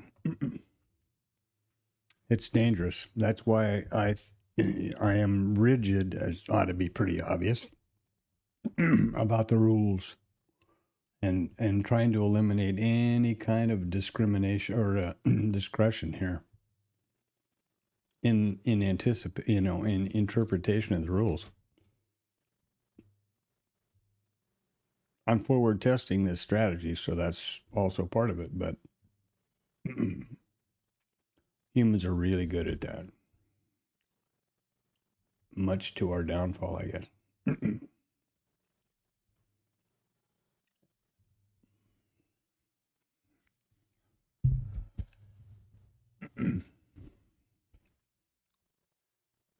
And obviously, I have vetted the IB trades. Now, if you had vetted a mean reversion trade, in addition to the IB trades, the IB trade didn't set up, you might have valid vetted setups for a mean reversion story, because that's pretty kind of what we're doing here, isn't it?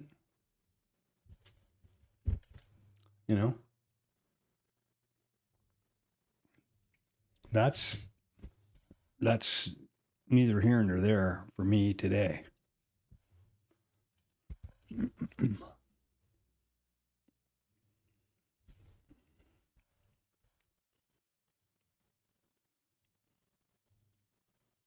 The here and there for me today is taking the signals as they're presented and trading them, or not. In the last 2 days, it was or not.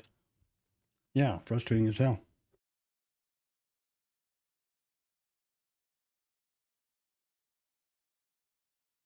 And certainly doesn't make for good live streaming.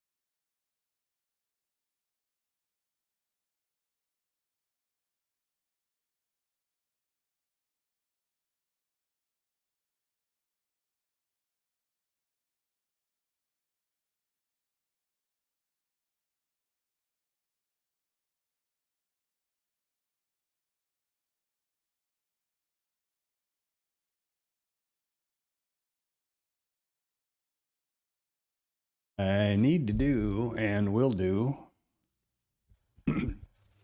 especially this weekend when I'm in the evening with my homework stuff, is okay, this has been 2 days in a row now that this has been going on. So what would be the likely alternative?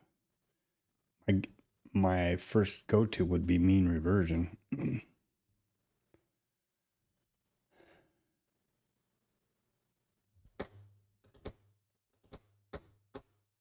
And also I'll do the what if backtesting on those rule criteria. For example, like I can have it be, I could have it be lower than, or, higher than higher than or equal to the IB. Then this would be an A. Then this would be a B. Then this would be a trigger. And that would have been a trade, for example. But now is certainly not the time to do that. And Monkey Boy can go piss up a rope.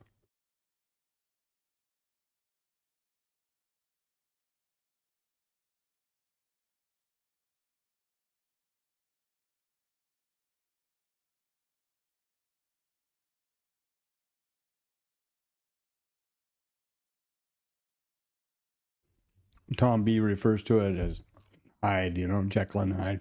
That's a cute analogy. I get a mental picture of the old Looney Tunes, Tweety and Sylvester, and there's the devil on one shoulder and the angel on the other, and the devil's telling him to eat Tweety, and the other one's telling him not to, and, you got to entertain yourself.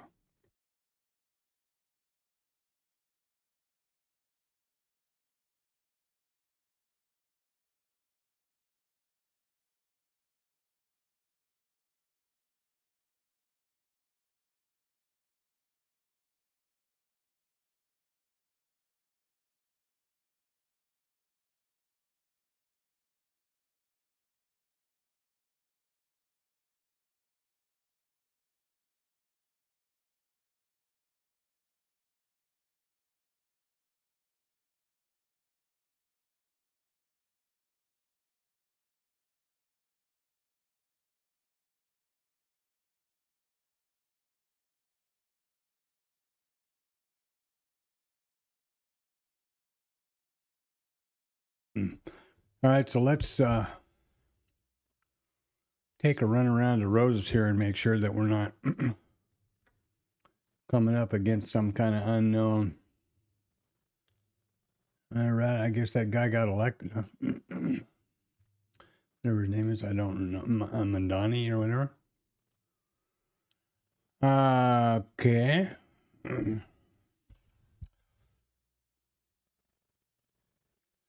This Moran guy is still an employee at the White House. What does that tell you about his neutral stance and the non-politicalization of the Fed? I don't guess it. And boy, he is one talking son of a gun. He look at him. The first week he was appointed to that. I'm not sure if it's a full appointment or temporary, but anyway, the first week he was appointed, it was, I think, official on Tuesday. He had 3 or 4 speeches in the following days of that week. Real keen to make a name for himself and get out there. Good for him. I'm sure that's the thing to do.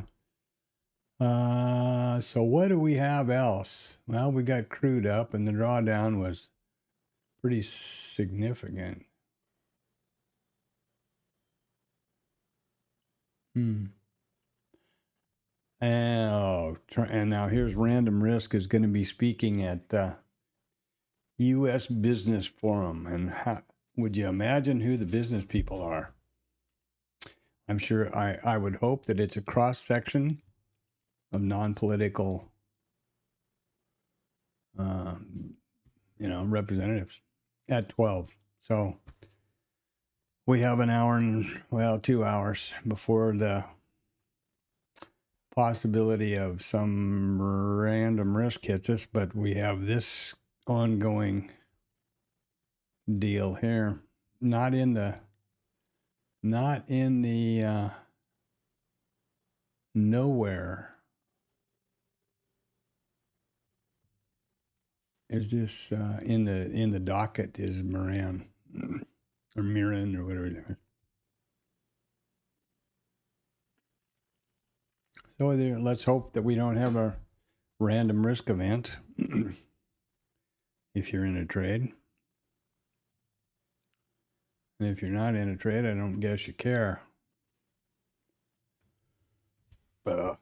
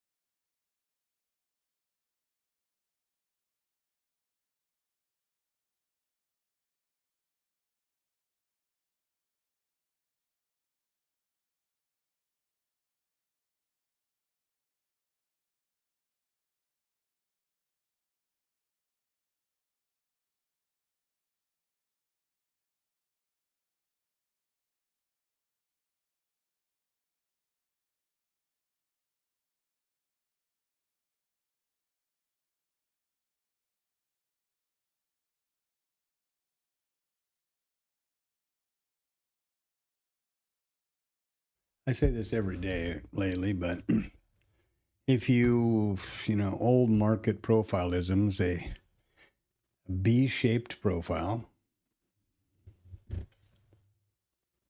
is suggestive of long liquidation.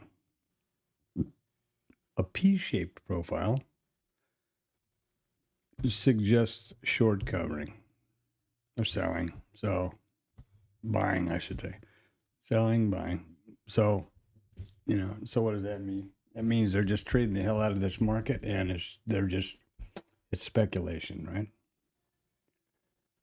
That's obvious by when we trade all day and end up right back where we started, like yesterday. Almost closed on the open. Crap.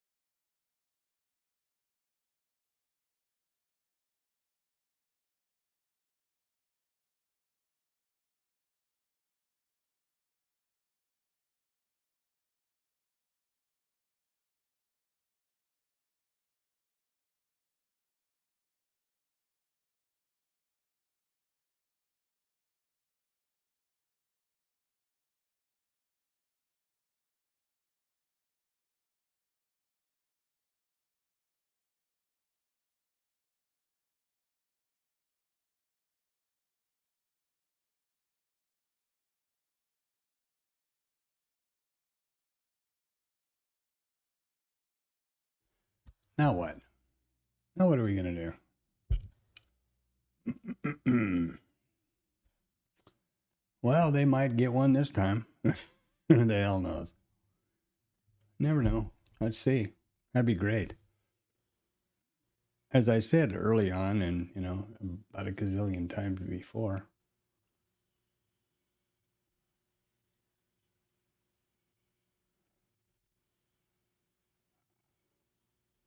I am real keen to do this, to put a trade on here and make sure that everything is working properly. But I'm certainly not going to do that without the proper signals for my vetted trade. And we could get it. Oh, man, you son of a gun. You see that? Right to the high. Now, there is kind of an A if we continue on. If we don't, well, if we can close this bar now, where am I? Yeah, we'll have an A signal. And let's hope to God it happens.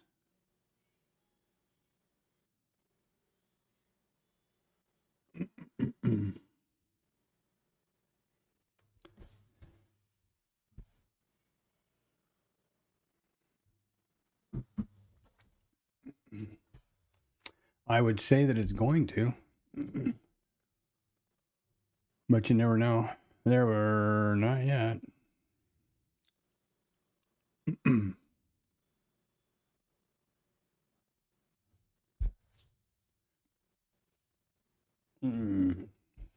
Hey, my God, finally.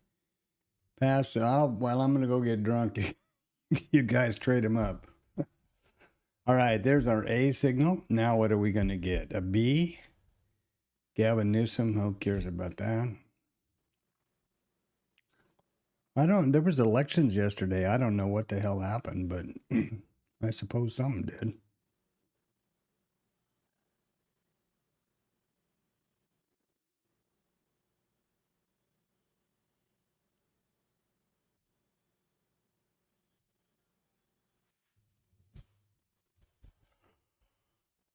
So we have an A. Aren't we excited here? Let's get all excited here, boys and girls.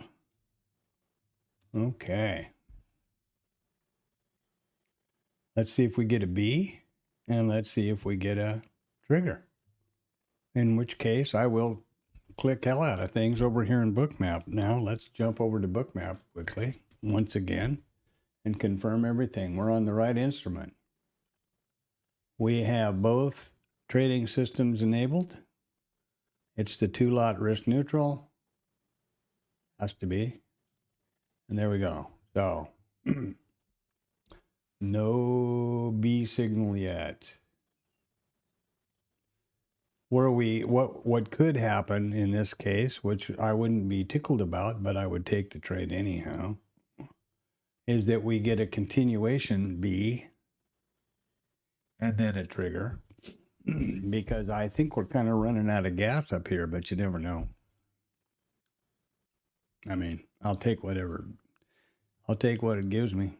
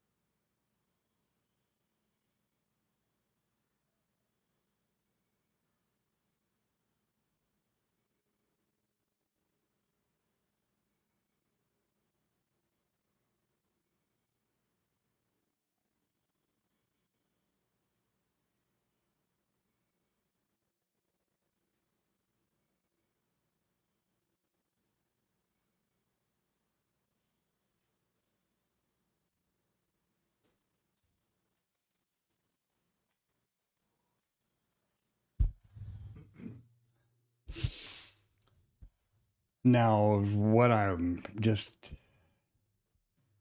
was articulating there was basically my prejudice and where discretion would bite me in the ass. What is the context of the day? Well, Blue Boy has disappeared over here, so he's off behind smoking in the boys' room. So far, context is higher, isn't it? We've got higher highs and higher lows, and that would suggest then that a continuation would be the trade. We're out of balance. My prejudice was saying, I'm thinking that a mean reversion might be the one. Why? I don't know. But that's where Monkey Boy can come out and ruin your whole freaking day.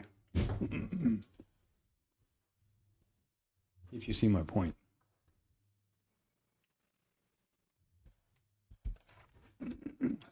And I don't have any signal yet.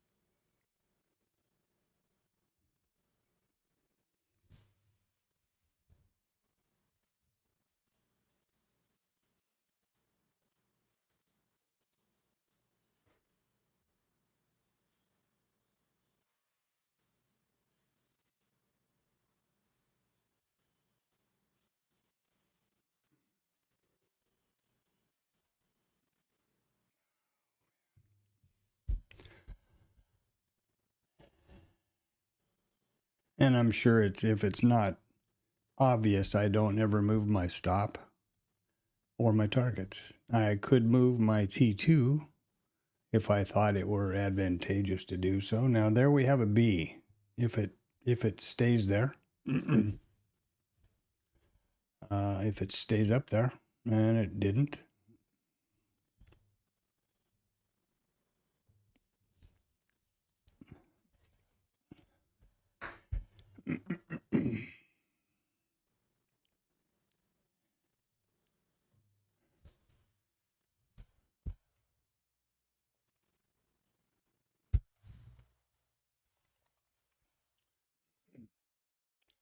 So if we have a B, which we may get at some point, and then we'll need a trigger, and then, hi-ho the Dario, we're off, hi-ho Silver, we're off and running, right? So if you look over here on the IB or book map, here are the continuation zones from the trigger chart. Here's our price. There's the A. Let's see if we get a close up here with a B. This is not minute bars now. This is just the last price. So, that's probably part of the issue.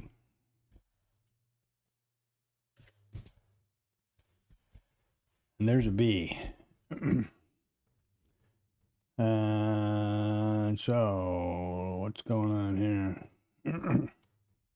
Come on, man. Stay up there. I'm sick of this crap. Well, we've got an A, we've got a B. Now we need a trigger, and it's a long trade. For me. I could do something now mechanically, which may or may not be smart, but we could try it.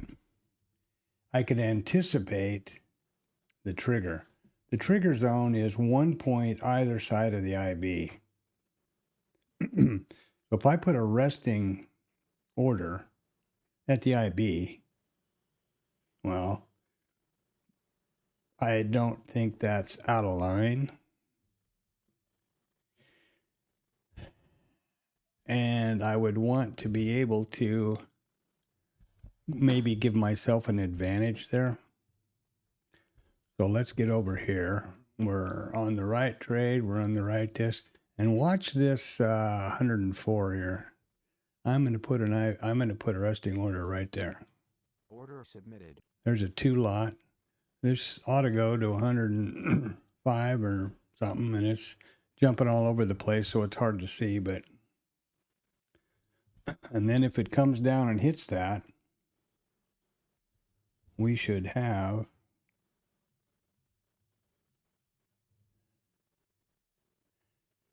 why aren't we having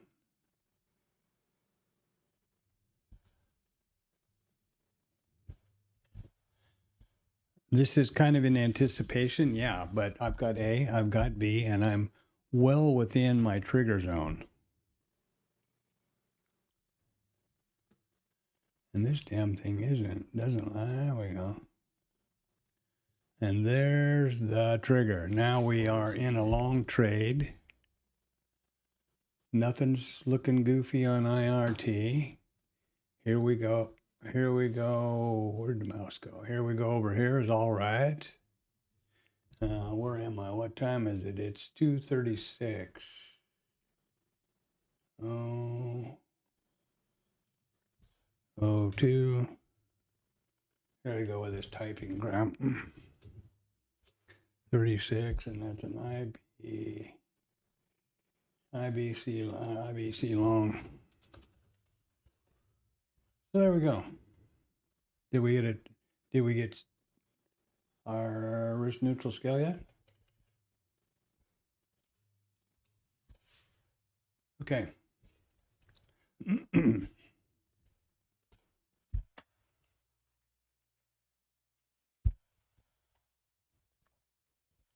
this is more about execution. Is everything working the way I think it should, or the way it's meant to be?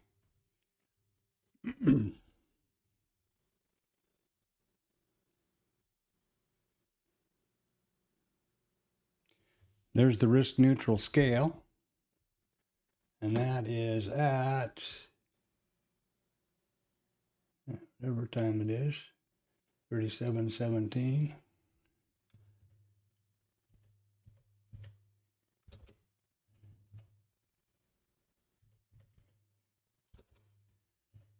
Okay. And now what are we going to do? Who the hell knows? Okay, get going, girls. Get up there and do something. Oh, this is fun. All right, let me check now if everything is lining up the way I'm expecting it to. Let's hope, huh? Use the microstats. So here we are. We have one left. We're in a 2 lot. There's our thing. There we are. And remember, this is, peanuts money-wise, but I'm pretty darn sure that I'm happy. This is working out the way it is. I'll do a screen snap just for good measure. For my, oh yeah. Sorry you're not seeing what I am. This is the, here we are in the trade, profit, loss, trades, et cetera, right? Close that off. Down, you see that we have everything up here just as it's supposed to be. Okay, you could do a lot of things now in the form of trade management. Scroll up, you could trail up to the entry. You could trail to the T1. What a lot of people do or recommend doing is, sorry about that. See, I could also scroll in, yeah. So, is to trail behind the latest swing low. That's another fairly well established trade management idea.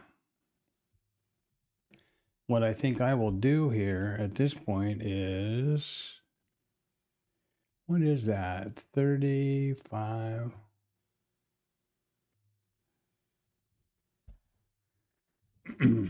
I could trail up to break even.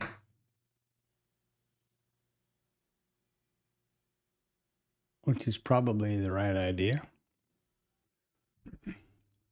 Break even in a tick for commissions because this is a live account, right? So there's $4.50 per contract each way.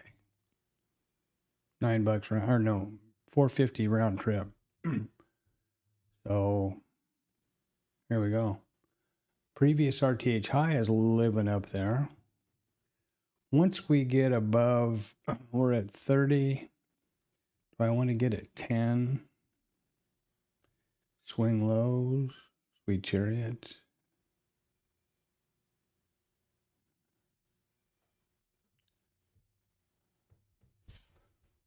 Let's just let it run out here. I want to do this move just to make sure everything is working, okay? So I'm going to trail my stop, bring my stop up to break even, and a tick, I guess. Order submitted. Did that do, I'm not seeing any stupidness on IRT, which was the big bugaboo there for me. I have not vetted the trailing, trail to break even after X amount of points, but I have that capability in the backtesting setup.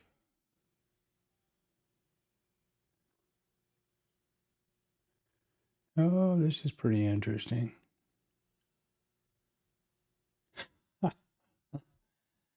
Well, I've just broken a rule, and I just noticed that. I don't see a trigger here anywhere.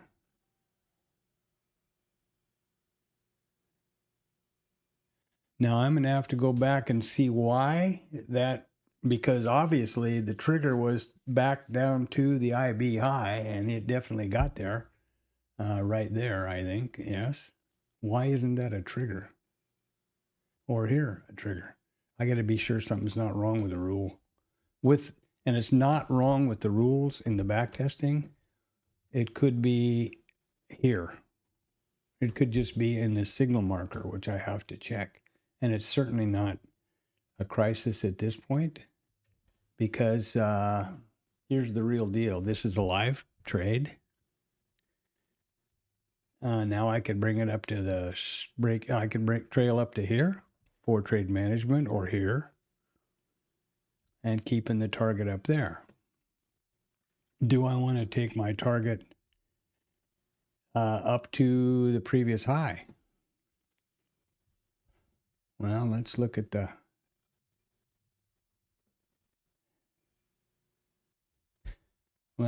where we are here. I think I'm going to trail this up to T1, which is below these swings,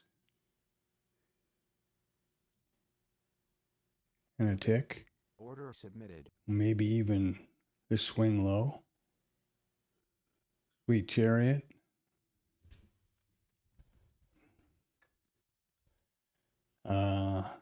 Remember that we're one point high here. Now, what Rod et al. Would be doing is they'd move this target out to a little bit ahead of the previous RTH high here. What worries me a little is this liquidity of 207 laying out here at the 40. It did just move up.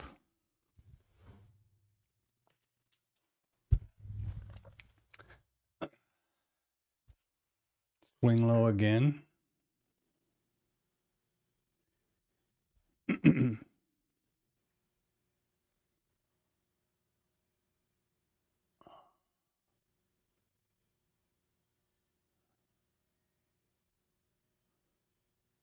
And I think I'll trail it a little further.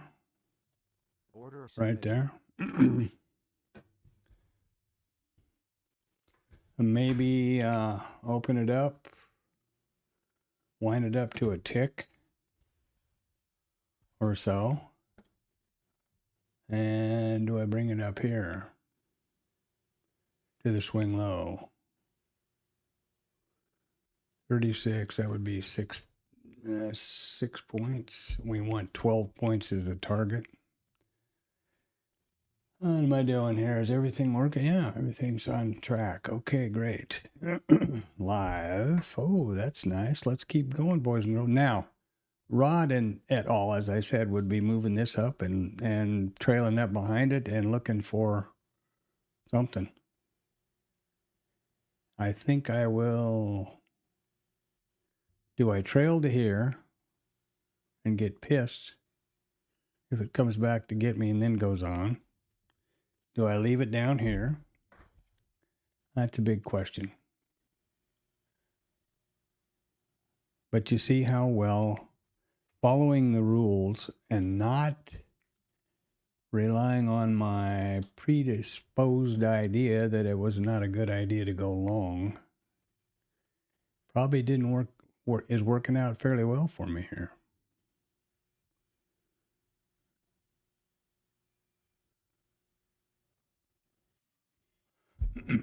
This liquidity of 246 has been living up here at 40 now. Oh, they just jumped out of the way. They traded them out. I'm going to trail up to here. Order submitted. And let's see what we get. That might be too tight. That might be too tight. But that's swing lows, right? That's the thinking about that whole idea.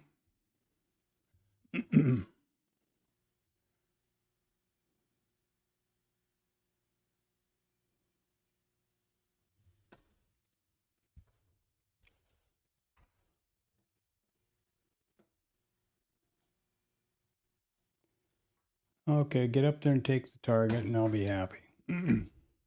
For a T2.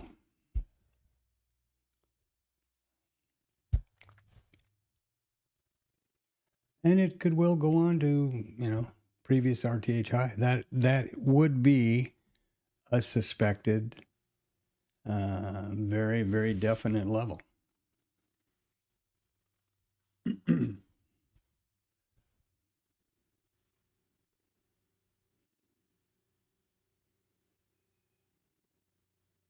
Now, of course, I'm sorry that I'm not. There we go. So there's T2.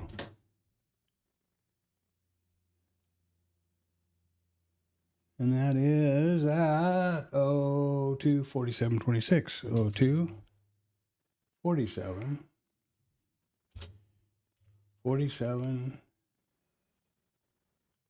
26. Now the critical one is the son of a bitch flat. Because that's pretty important. By golly. Yes. 75 points. There's no open P&L. I mean, there's no... there's what? There's nothing. We're flat. Position is flat. Everything is okay. And I would assume it's probably going to go ripping right on up.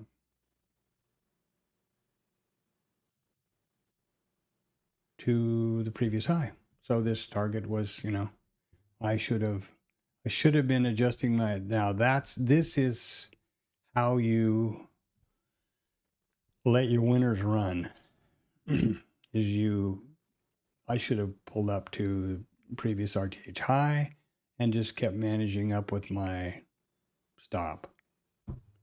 That's the only way I know how to trade manage it, to be honest with you. That's an effective way to do it. That's the only way I know to let your winners run.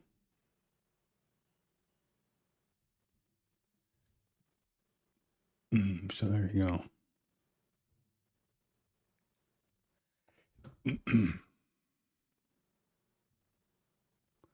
And watch us get up here to that previous RTH high, which would have been, I might point out to you, another 10 handles.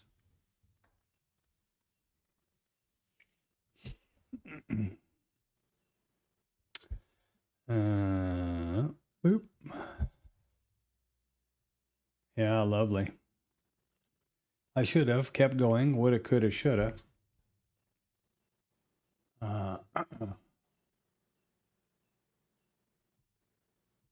Should have kept going.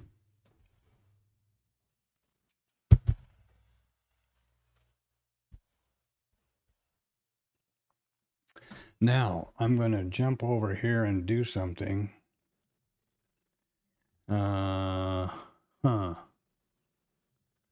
I guess I can do both of these at the same time. That's pretty cool.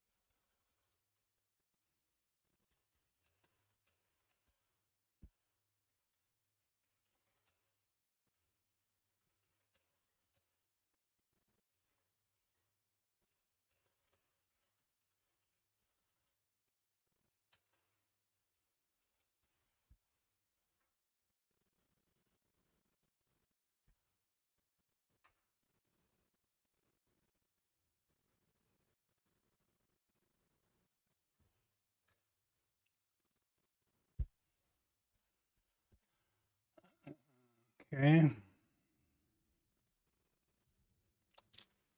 See here, how do I do that? Okay. Well, that's pretty cool. I'm pretty happy about that. I guess I would be a lot more happy about it if it were minis instead of micro. So instead of $75, it would be 750. But there you go. I'm not going to argue. And now I'm going to do something else here. I'm going to jump over and make damn sure that Rhythmic agrees with me.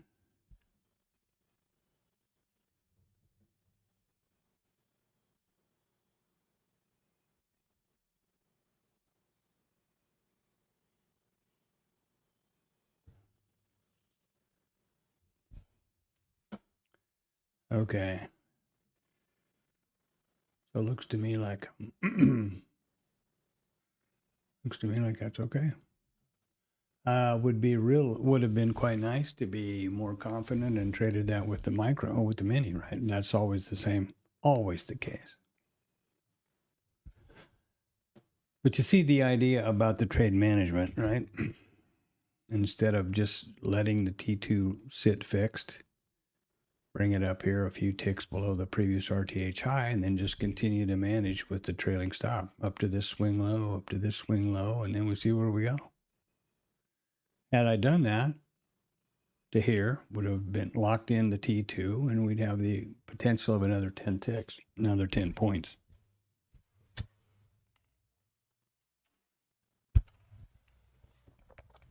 Well, I feel a whole lot better about all of that. By golly. I'm so glad that IRT didn't go pear-shaped on me like it did last week. Oof. And maybe it was just within its own portfolio. I don't know that, but when you look over there and when you're long two, and then you take the T1, means you're long one and you covered one, and you see that IRT thinks you're short three. That's, you can imagine, less than reassuring. And I didn't want any part of that crap. So there you are.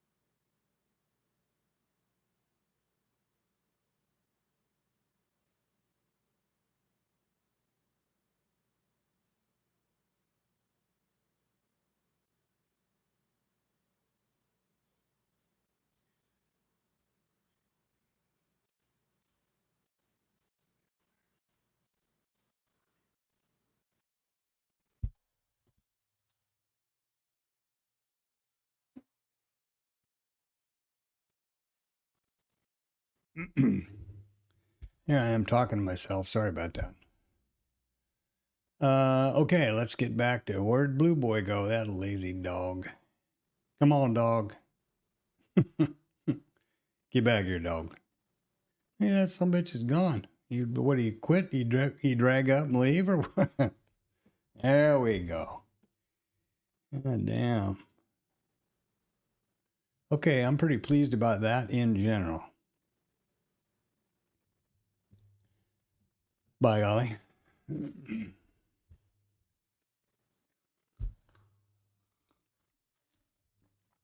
And that's the only way to approach it, is to be satisfied with what you intend to do.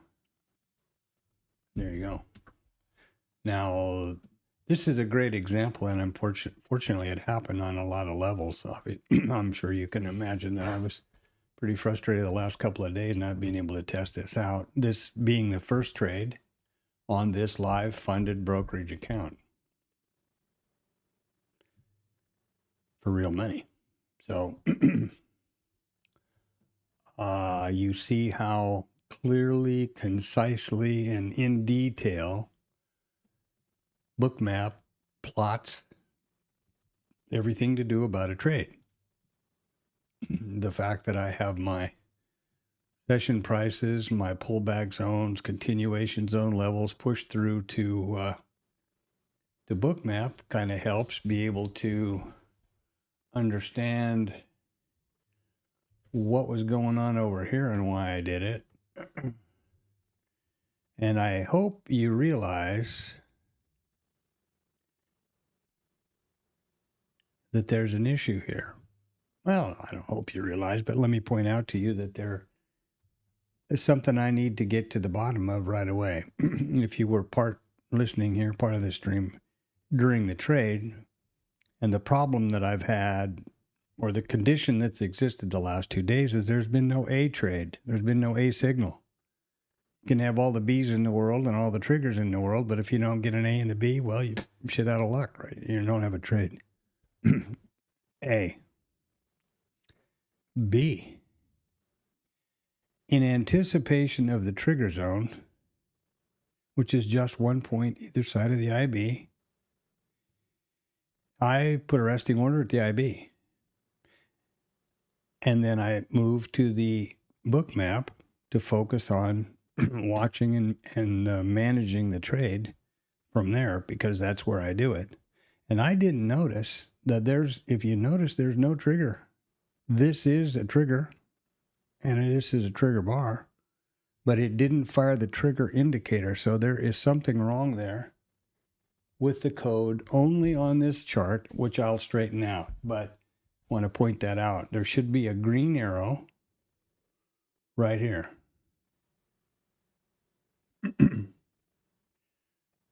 Or certainly right here. So I'll have to go get to the bottom of that, but that's not, that's not,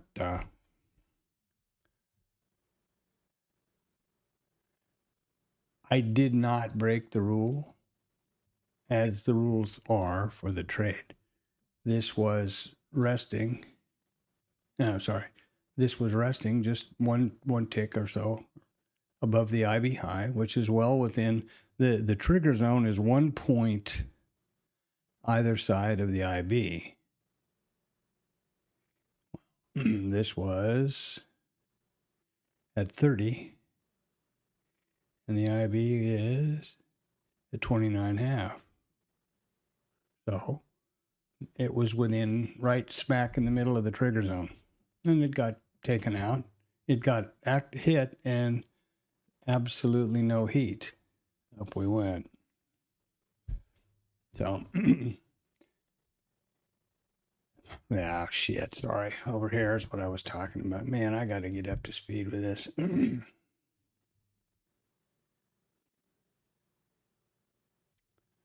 I have to get up to speed with this.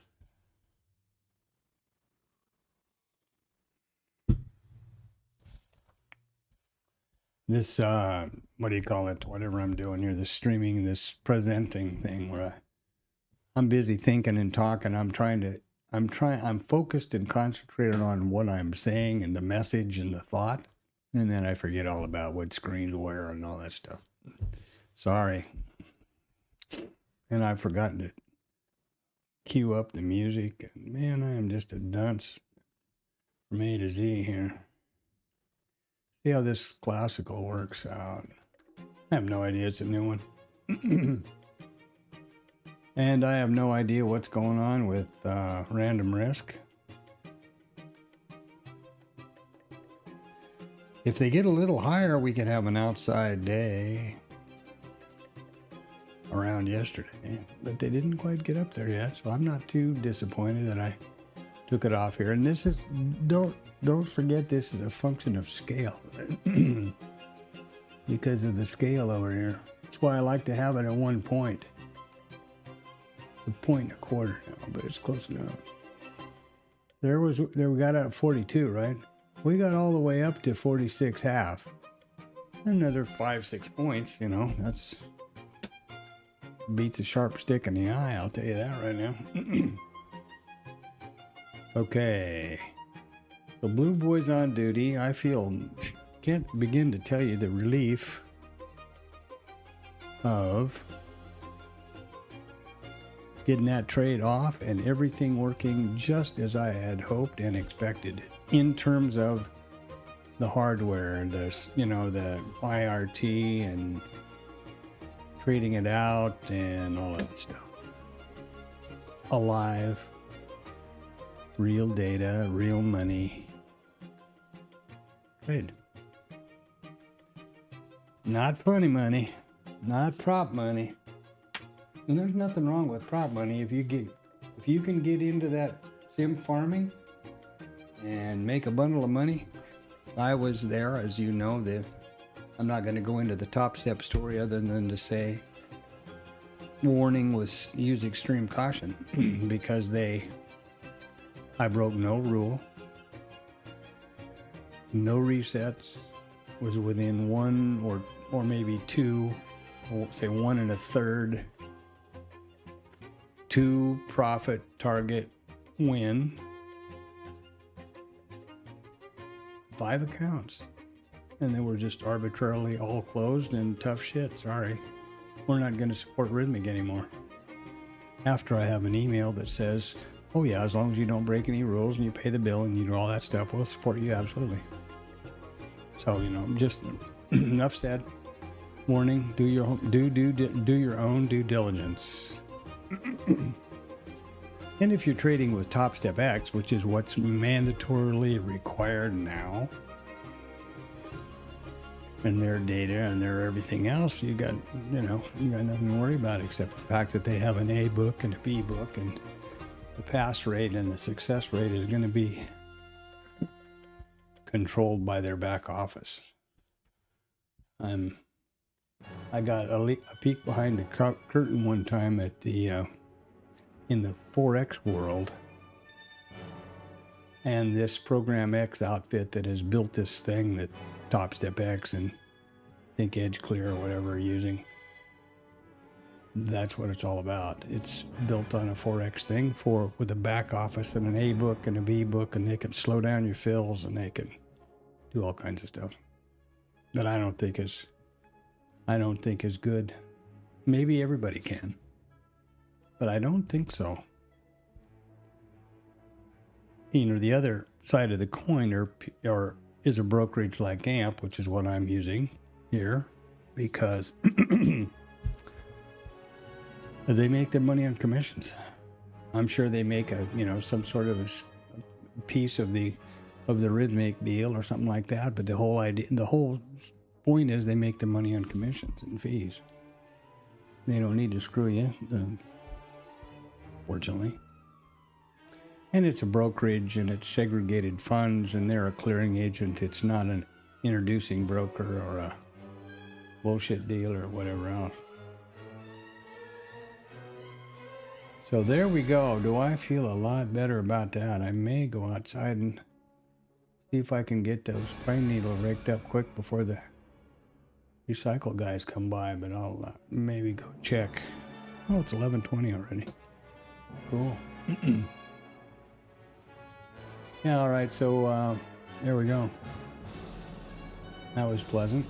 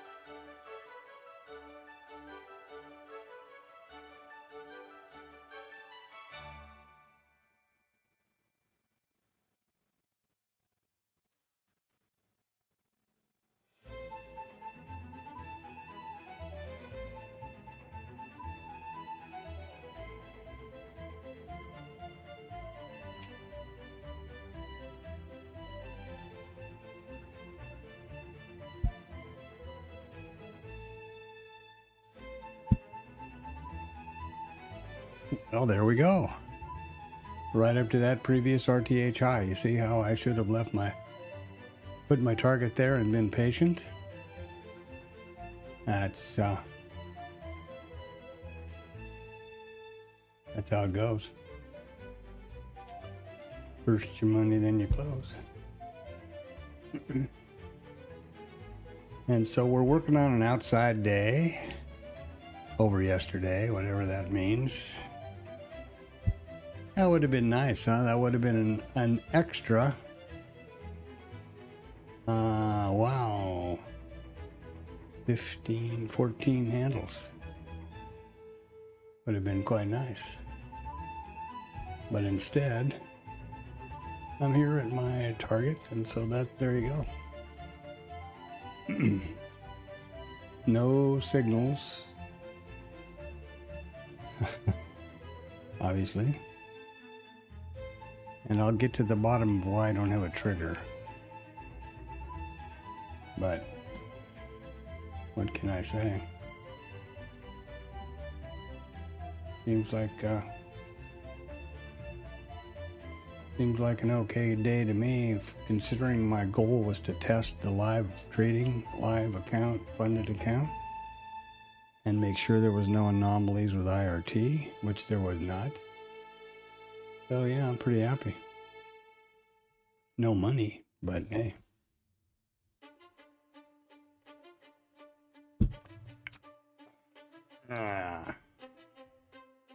This is how you let your winners run and how you compound your account, you know.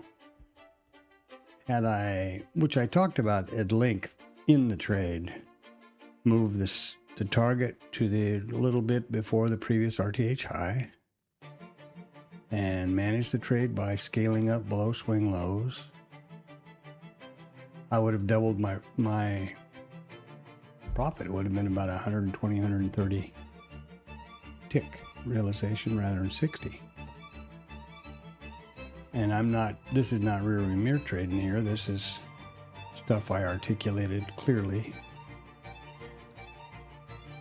during the trade. However, likely, here's where the rear view mirror comes in. Well, I just magically know that this is going to be the swing low before this run up.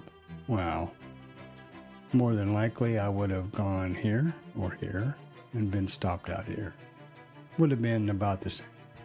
So, no regret, and no possibility or signal for a continuation entry. So, yeah, I'm pretty happy all the way around with that, with the result. And importantly, there's no goofiness here.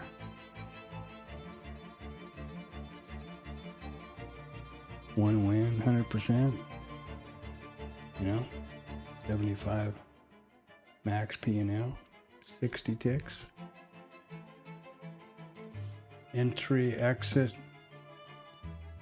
MAE, MFE, 48, post 48, and the whole,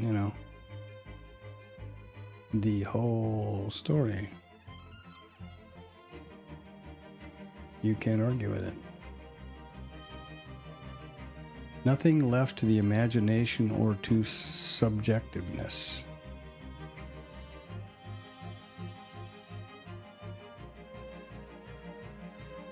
So there you go. I'm happy. What I was looking at was I probably didn't have displayed, but this. And there you go. All right, I got the yard all up, quickly raked and down before the garbage guy, so that's good. Got outside, got some natural light, rested my eyes. Got a little bit of a sweat broke there, and this is the way. This is my opinion of how to do a trading business based on statistics for consistent profitability.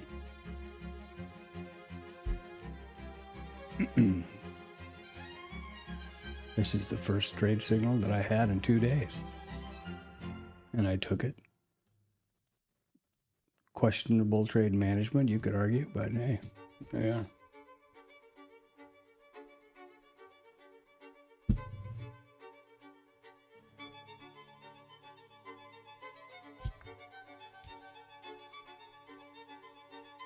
And I have no idea. I guess you could use a zigzag indicator to backtest moving your stop to previous swing lows or highs.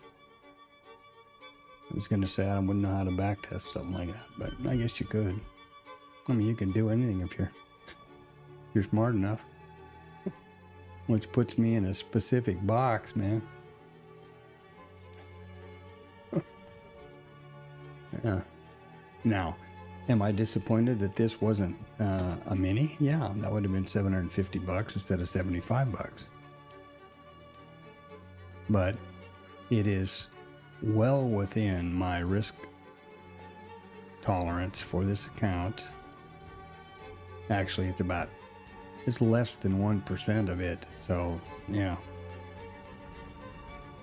I'm happy with that. That's my story, and I'm sticking to it, too. By golly, don't try to convince me otherwise.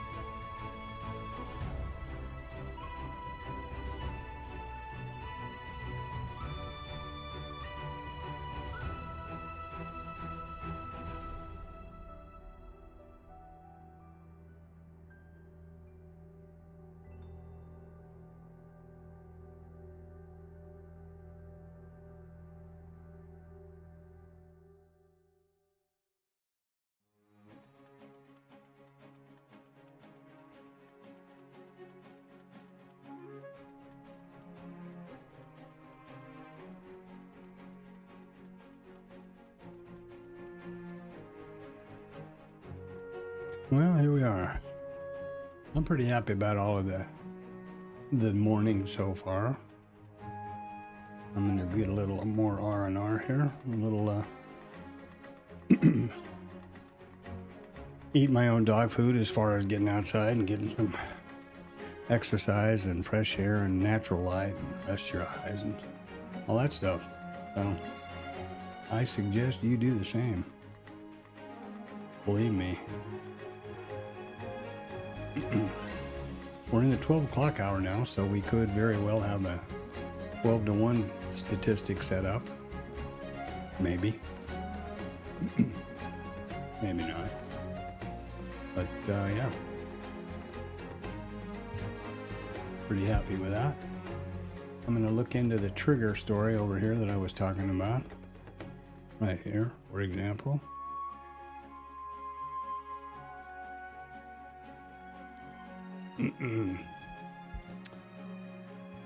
Let's see now. How can I do that?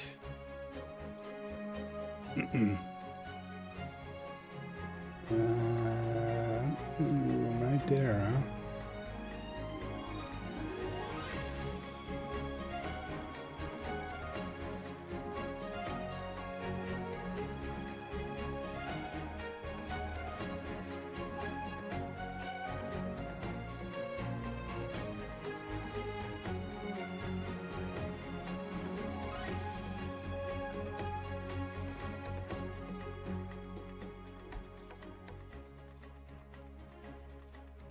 It keeps doing this. I don't know why.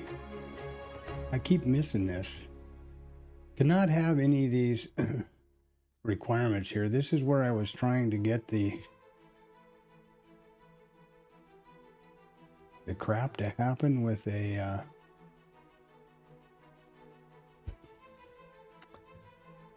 sequential rules. God damn.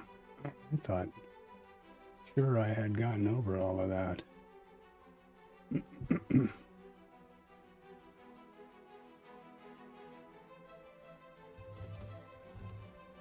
Let's just get rid of that.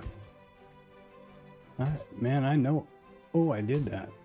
I bet I know what I did.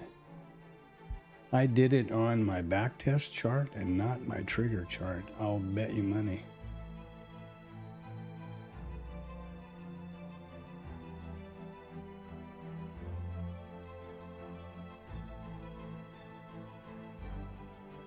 And this could be the problem here because the open is lower than it's got to be greater than the close. Oh, that's right. No. So let's see what happens if I've got that right. And then I've got to go over here.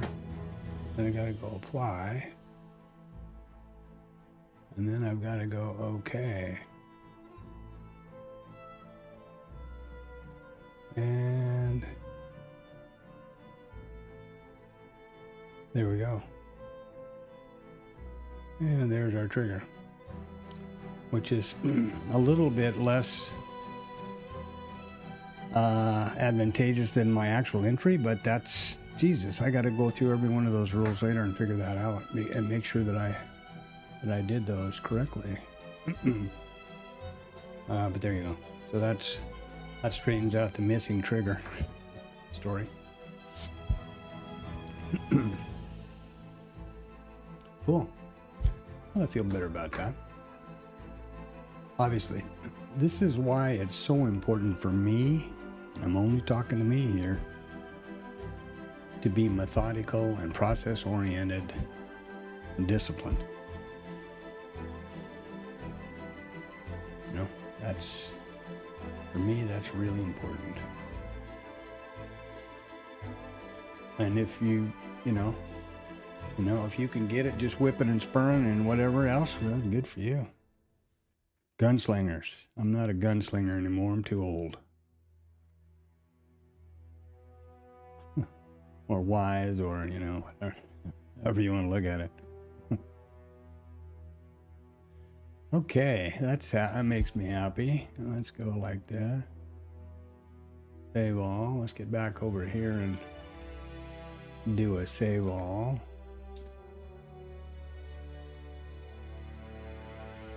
Something else I did today, which is maybe crazy. I've dug out an old mouse with a tail and moved my wireless. I want to see if this does better as far as lag, and it's already doing better with this stuff here because it lets go of this. I was having a problem with these things. The mouse wouldn't do what I thought it was going to do or something. Okay, let me look at this one while we're here. Now, this one has correct. You see how this has all the signals correct? So this is the one I did fix, thinking I had done both. Now that means I need to go through every rule, every signal in the backtest chart or in their trigger chart and make sure that they're all correct. Okay. Yay me.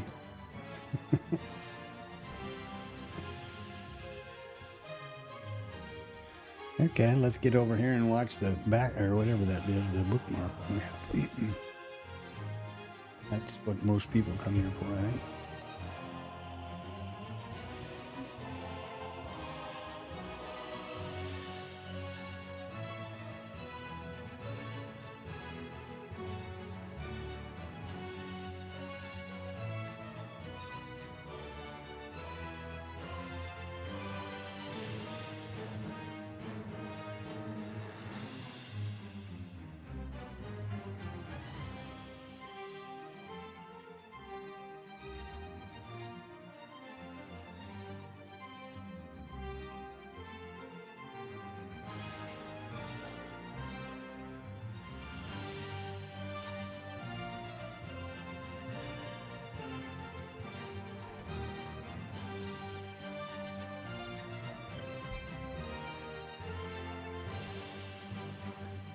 Well, I suggest you do something for yourself here. It's the 12 to 1 period in the RTH, or in the Central Standard Time. What is this?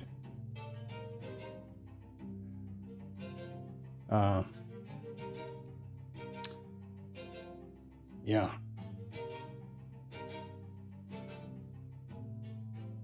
I don't know if I've said this before, and if I have, tough. I'm saying it again, there's nothing you can do about it.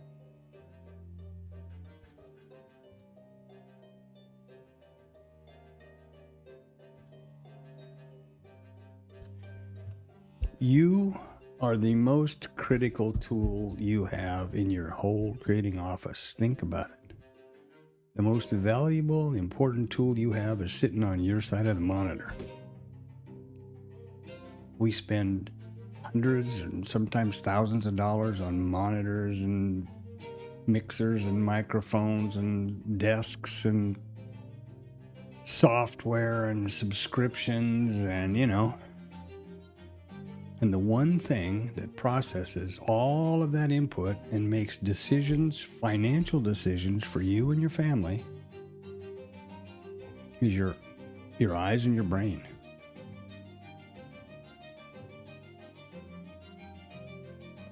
Pretty good idea to take care of that, eh? Make sure you're well rested. Make sure you're hydrated. Make sure you exercise. Make sure you get out every couple of hours and rest the short focus muscles in your eyes when we trade staring at the screens for hours are in constant tension. And if you want to know what that feels like, clench your fists as hard as you can there while you're sitting there, standing there, and do that for 2 hours and see how you feel.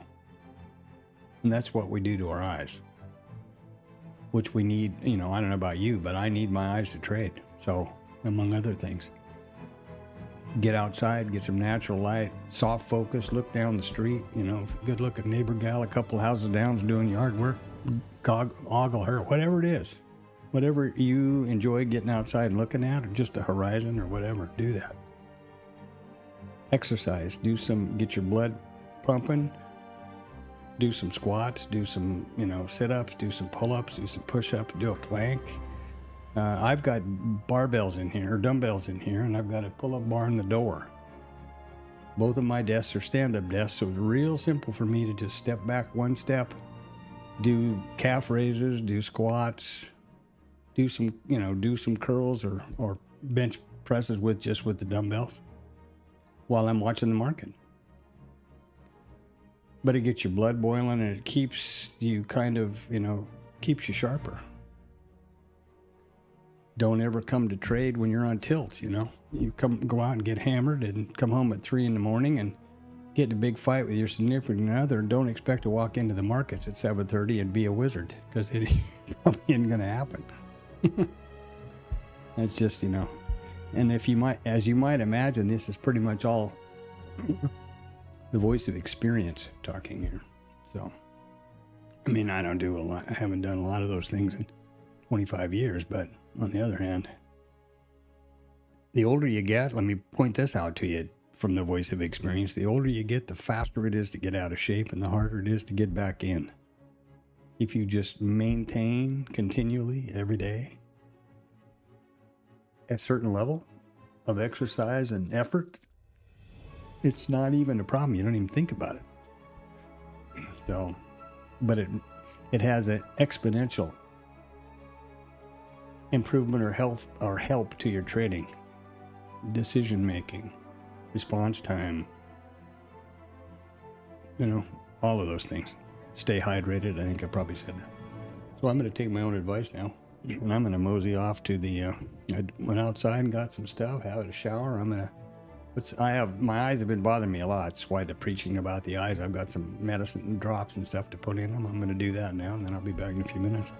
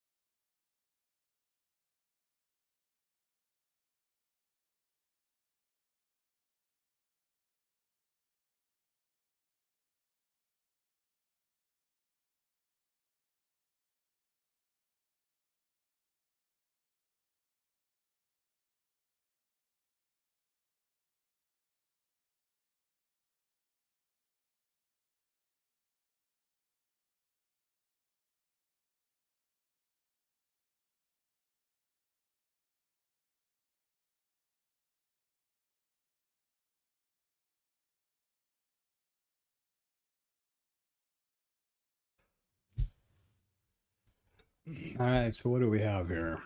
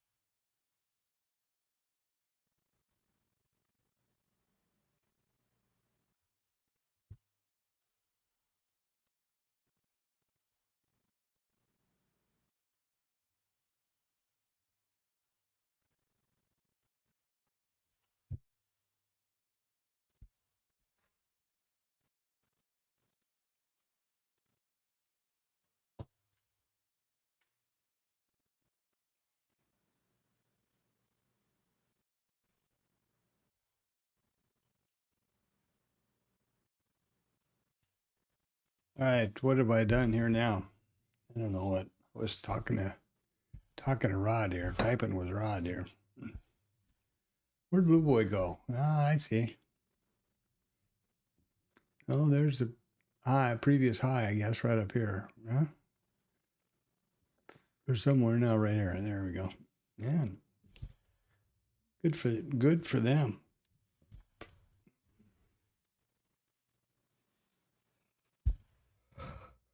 Damn, we're in the power hour already. Whew.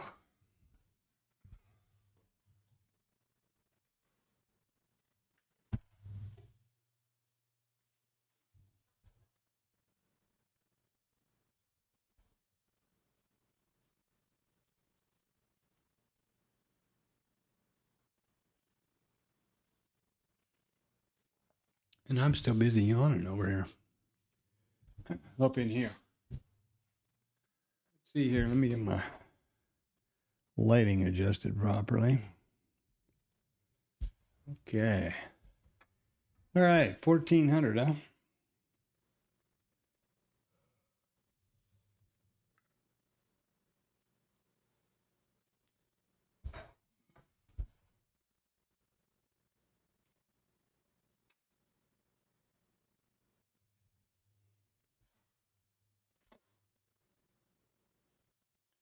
Well,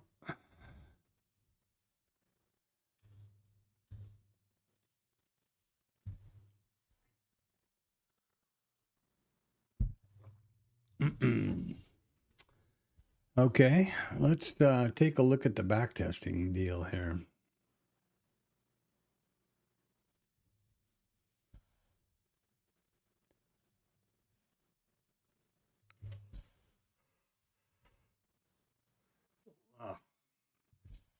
Whoop.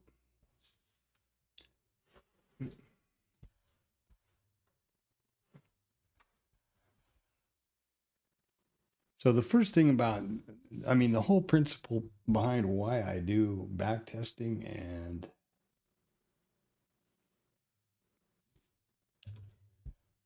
get these stupid chapters figured out here.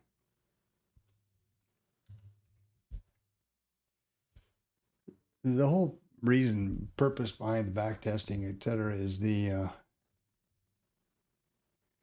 fact that I approach trading as a statistical business, or I should say a business based on probabilities and statistics rather than video game or gambling. And I'm relying on it to be consistently profitable, right? So in order to do that, you have to accept the fact or become at peace with the fact that this is a random market. The outcome of the next trade is 50-50, and that's a statistical fact. It's a binary event. Which way is the market going to go? It's going to tick up or it's going to tick down. It can't go sideways. And there's that famous saying that we all hear every day and never pay attention to, which is past performance is not indicative of future results. That's not something a lawyer cooked up. That's a statistical fact. So, in view of all of that, the only way that I'm aware of, and it's not something I, no epiphany that I had, it's the kind of amalgamation of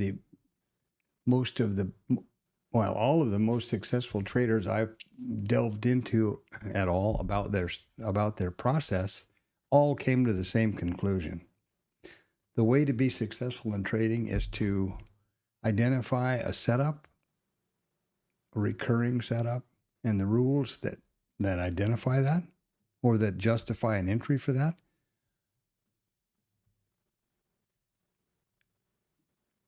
Capture a large data set of that setup and those criteria and determine if you have, whatever you want to say it, have a statistical expectancy or an edge.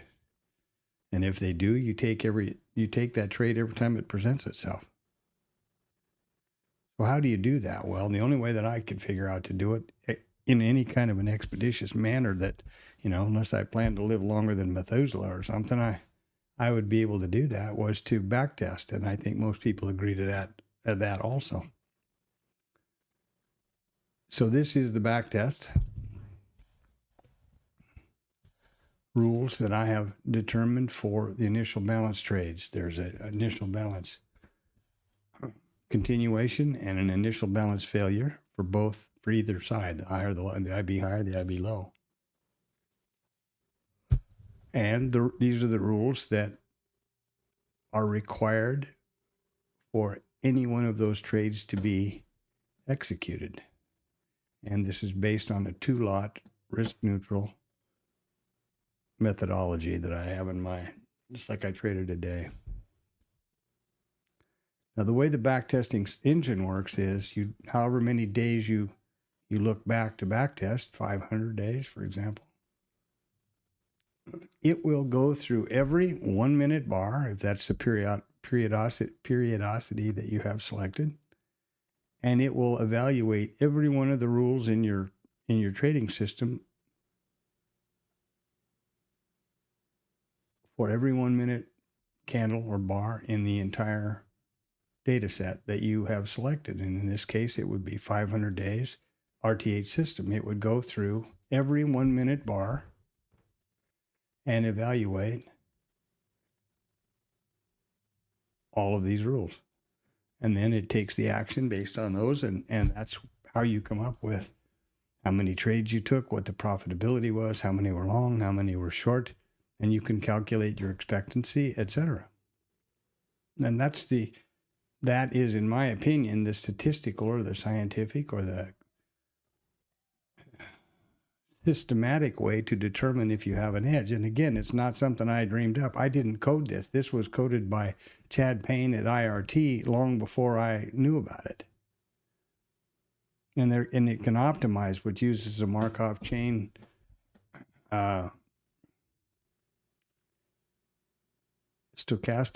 basically a stochastic Markov chain optimization feature.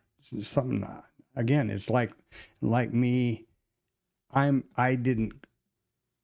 not the first person to ever decide that this statistical approach to the markets was the correct thing to do. It's all of the most successful people that have ever traded or had hedge funds have come to that conclusion. I'm just following on their footsteps the best I can. This chart has got nothing to, only has to do, I say this every time because I don't want it to be misleading. This chart and the micro or the trigger, which is just the same version of this chart, bigger and by itself, has these levels, and these signals are not connected in any way to the trading system, but they are accurately represent any rule or signal or trigger, in the system, so I can visually confirm it. Now, how would I backtest this system? Well, I would set up the backtest like this. I want to look back at 500 days, RTH session only, 2 contracts. ES, I want these reports.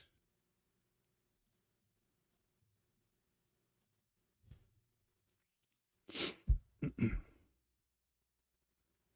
there we go. We just traded 493 days, executed 716 trades, 370 long, 346 short.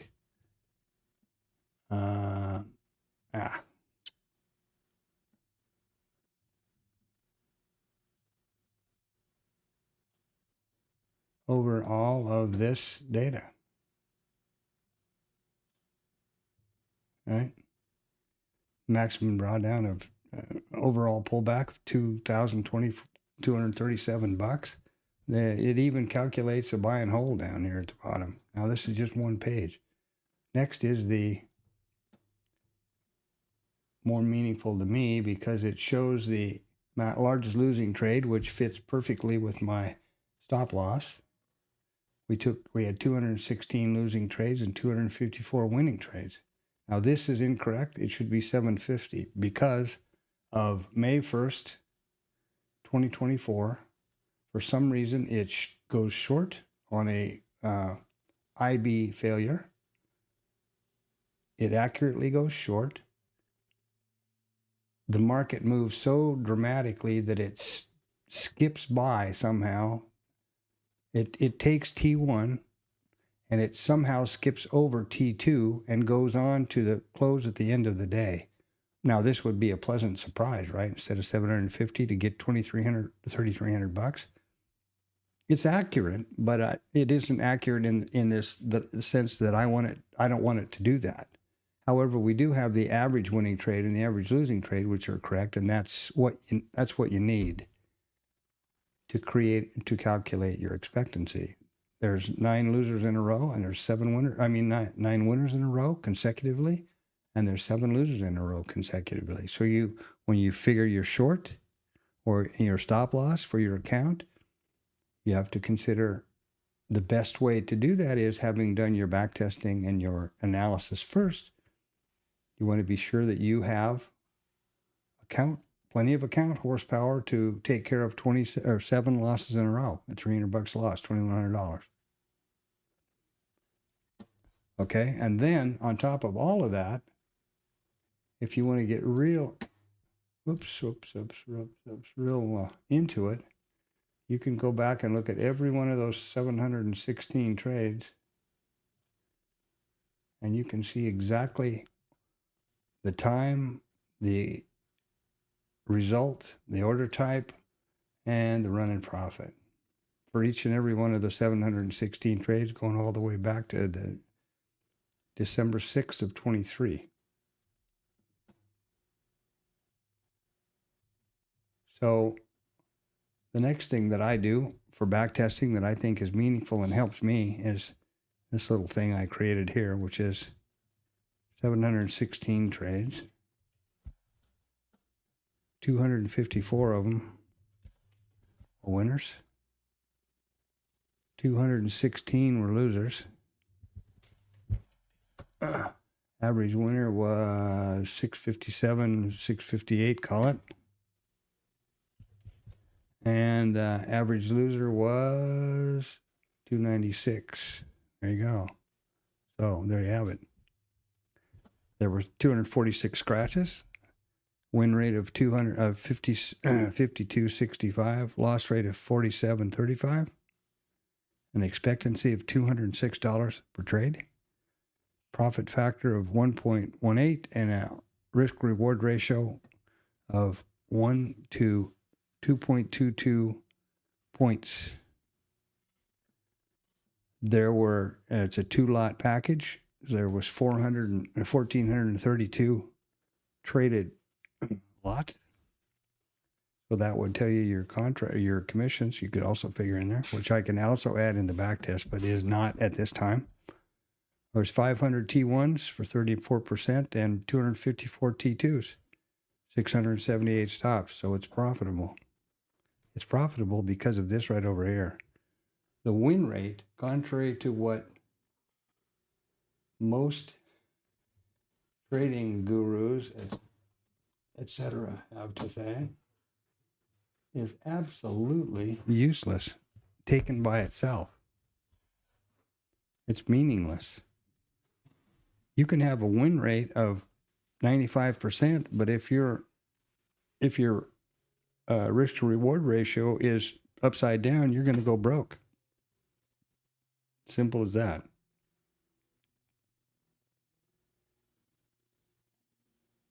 And another important thing to know about futures, or to remember about futures, that a lot of people don't seem to know for whatever reason. I don't know why.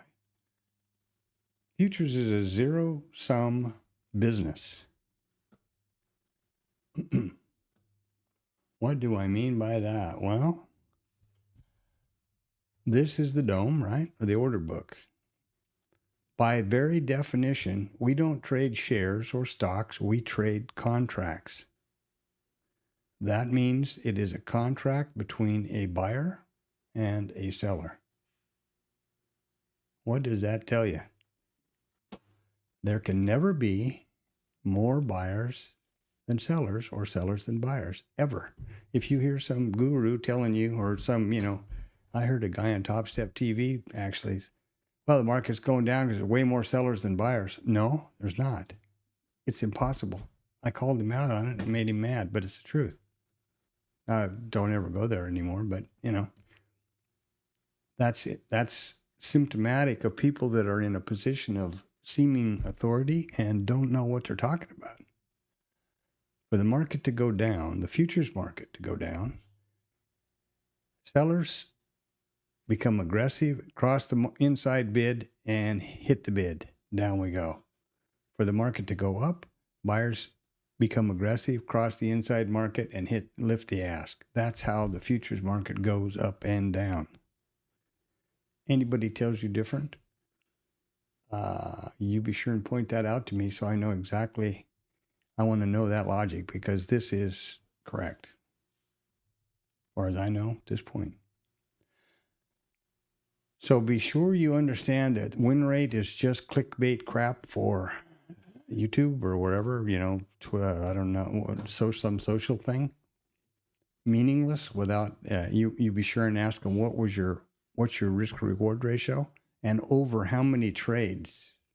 Another huge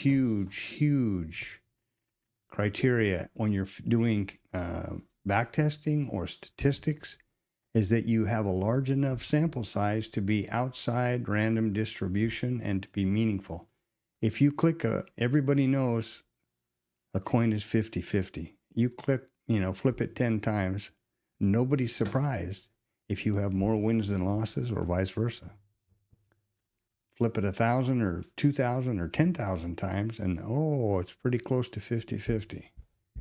These guys that say they've got some sort of a winning thing, make sure you know what the risk reward ratio was and how many instances were in their data set. Okay. I think that pretty well.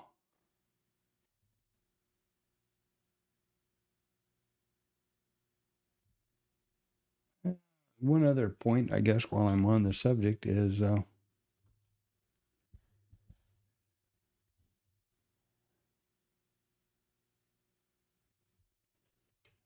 the fact that futures are a zero-sum game, which I was just telling you. I mean, if you think about the fact that it's a contract between a buyer and a seller, what does that mean? It means every person that bought here, for every contract that was purchased, there was a seller on the other side of that gathering inventory. Or perhaps there was a seller that had been long earlier on, but there's no possibility that there's more buyers than sellers. So for every movement in the market goes up to go down and goes down to go up. It has to.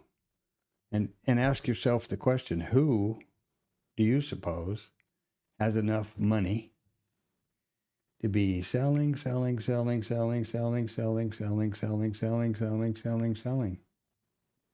accumulating all of that short inventory, all of this, from all the buyers that are just happily buying the stock, the future, this contract. And how would that person that is holding all the short inventory get a profit? So I think that's here's probably a good example of that in action. Buyers, sellers. Ooh, what happened?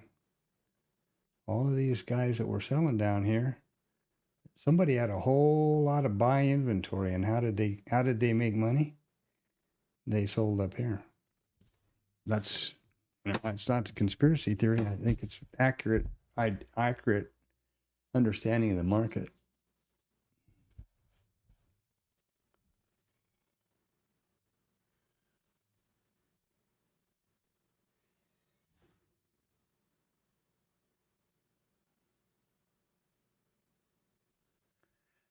So there you are.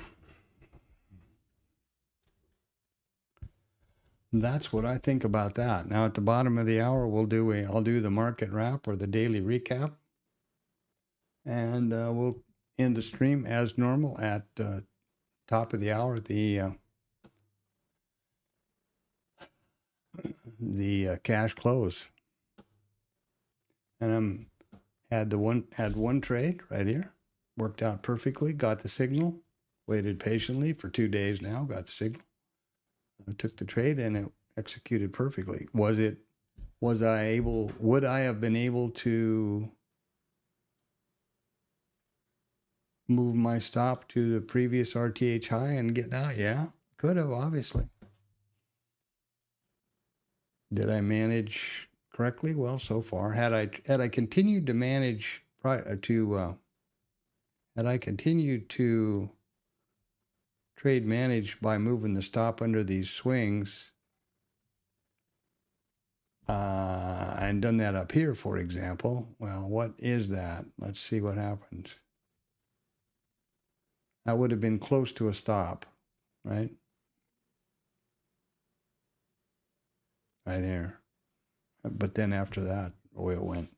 That's rearview mirror stuff by saying, oh, I knew that I was going to put my stop right here. Well, no, you didn't. Because why wouldn't you put it here or here or here?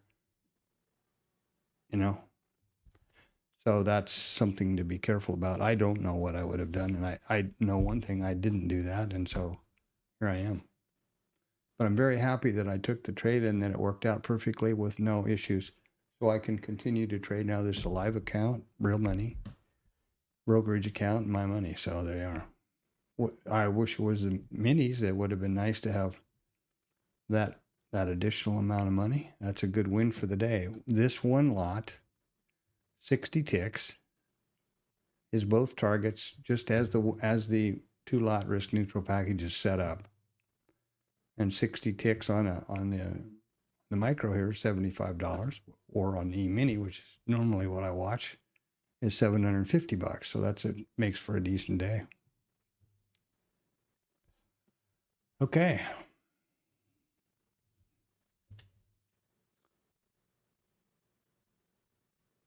See here, what the hell's going on? I'm trying to losing track of myself here. Okay. All right. Well, I hope you had a good day, and I'm going to continue to get my water bottle full here, do the market recap, and go over the what I think is happening leading into the end of the day. And the commission will also be having the market on close imbalance at 1450. So be back in a few here.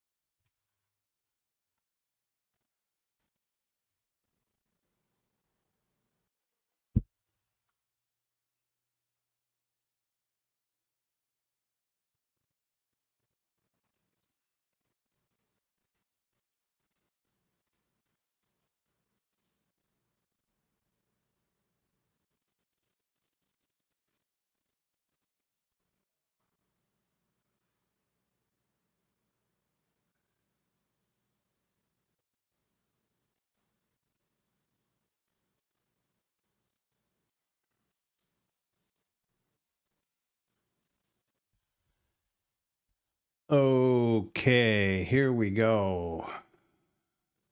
Hi ho, here we go. So let's take a quick run through the roses here and see where the hell we are. Okay, the micro trigger. There's our A, there's our B, here's our trigger. The rest is history. I wish I could have the trades displayed here, but that was part of the problem, I think, with IRT. I want to be real careful about IRT taking trades by itself again, so that's ought to be obvious. Well,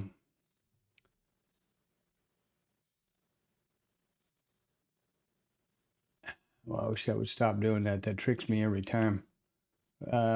Relatively high volume. Let's have a look. This is ES again. Oh, we're down now. It says 7,300. We pulled off, and we're down at 1.75 ATR.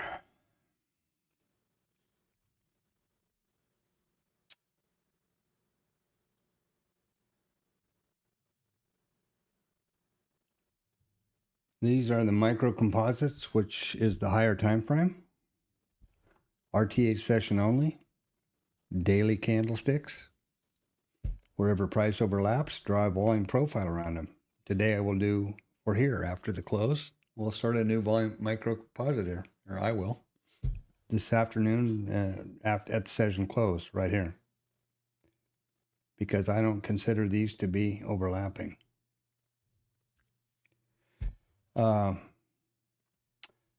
By drawing the volume profile here in the micro composite, we get the high and low volume nodes through these red and green lines here, which push to book map.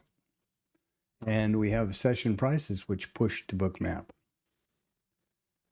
And the market, look at this crazy looking distributions here on this market profile for today. Huh? Crazy.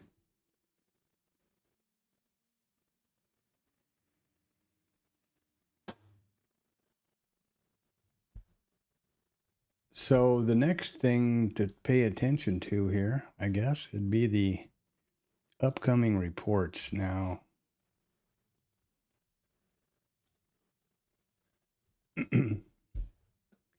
this is investing.com, which is my preferred report calendar for screen snaps, etc. I just like the format and the layout, cleaner to me. It's free. You can filter it any way you want. We are in the middle of earnings season. There's today and there's tomorrow. Big day tomorrow. ConocoPhillips and ridiculous things like Monster Beverage and look at the earnings thing here. Now, obviously, we're going to be fairly light tomorrow. And the expected Friday 500-pound gorilla, the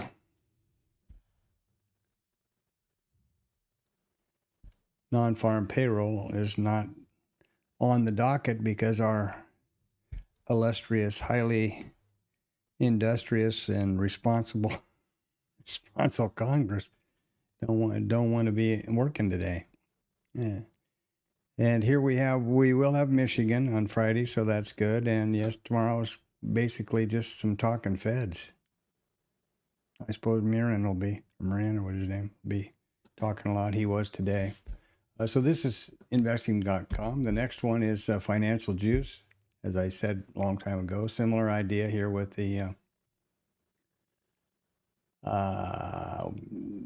calendar, the docket, so to speak. Look at the talking feds. Moran didn't get on the list because he was busy talking all day today, but he wasn't on the calendar. It was kind of weird. But the reason I like Financial Juice, I guess you could say, would be more of the squawk box idea over here. So we're able to see, here's a 1330.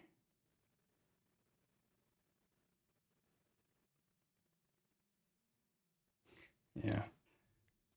You bet. Gonna denuclearize China and Russia. I got a picture of that.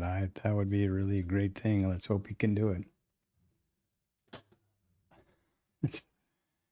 That seems like maybe a little bit of a clickbait to get change people's minds. I don't know. We'll see. That'd be really super. So that's the news, eh? Remember that we're going to be have the market on close orders in about 12 minutes now, or market on close imbalance, I should say. And these are the micros. This is the mini. Same idea. Pretty much, it's just relatively the same values. A little difference in highs and lows and things like that. But I'm focusing on the mini or the micro because of the risk to the account. Potential event, we have event risk and political risk, and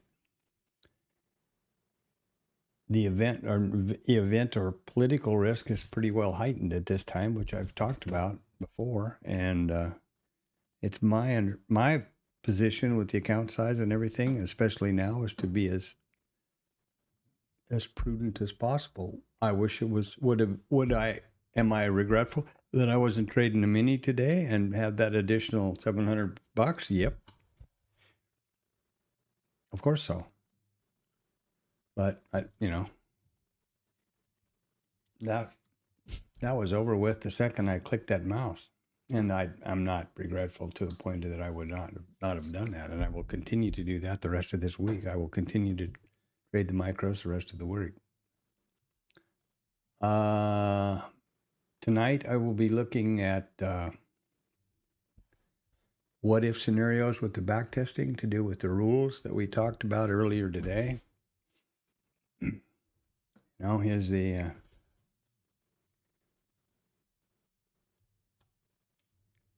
are these rules the reason that we didn't have we had signals today pretty much straight on, so that was good, but there is where I got hung up the last couple of days was the rule says that in order for the trigger to be correct, the low, in this case the IB high, we've got to have an open below and a close above the IB high for the A signal to be fired. Now, maybe I want to change that to read greater than or equal to.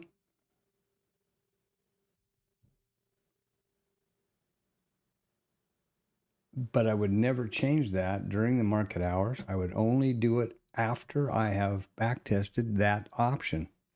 I could also change that to, the close below or equal to. I mean, the open below or equal to, or the close below or equal to. But those all need to be backtested against the system as it is now to determine if it's an improvement or not. That's kind of the methodology, and you only can trade one. You can only make one change at a time, right? Because you don't know if you make more than one change at a time. How do you know which change impacted your result? So that's where that's at. Okay. And we're going to get to market on close imbalance in 8 minutes. Let's hope. Ironically, or surprisingly to me, we did not them yesterday or day before. Day before, I guess it was. We didn't have any market on close imbalance. Maybe there wasn't any, but I would have thought it would have said yes or no or something. So there we go.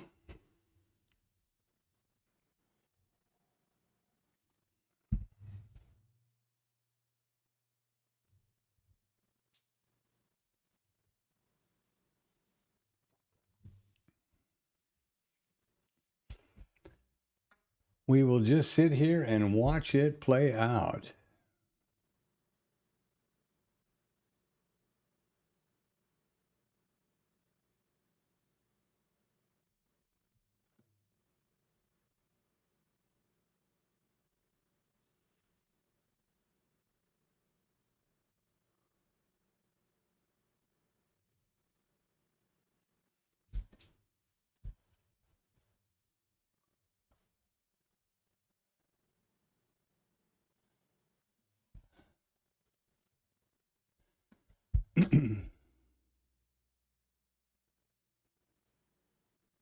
I'll give you some insight as to how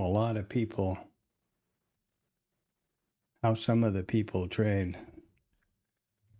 This is a fella's book map who's a good trader in Static, but you can, there's a lot of different ways. Now, he doesn't have the bubbles turned on, well, he does have here, but they're pretty transparent, but pretty large in 3D. He has open, high, low, close on his plotting here. The colorful version, right? And this is how a lot of people, hey, whatever works, like, that's my point, is he likes this way of trading, and that's super. I do this. Those are both the same market. Same chart. There you are.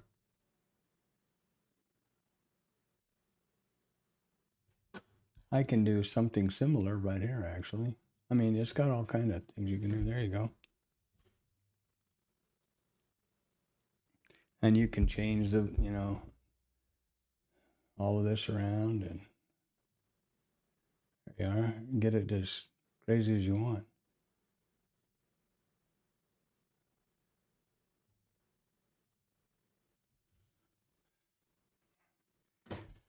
Some of them that folks post, I'm not able to see price.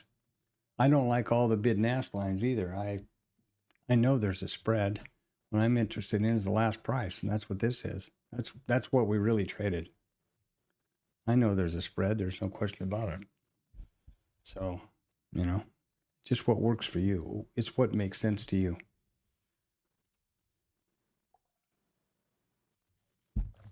There's nothing wrong and there's nothing right, as long as what their need should be is what works.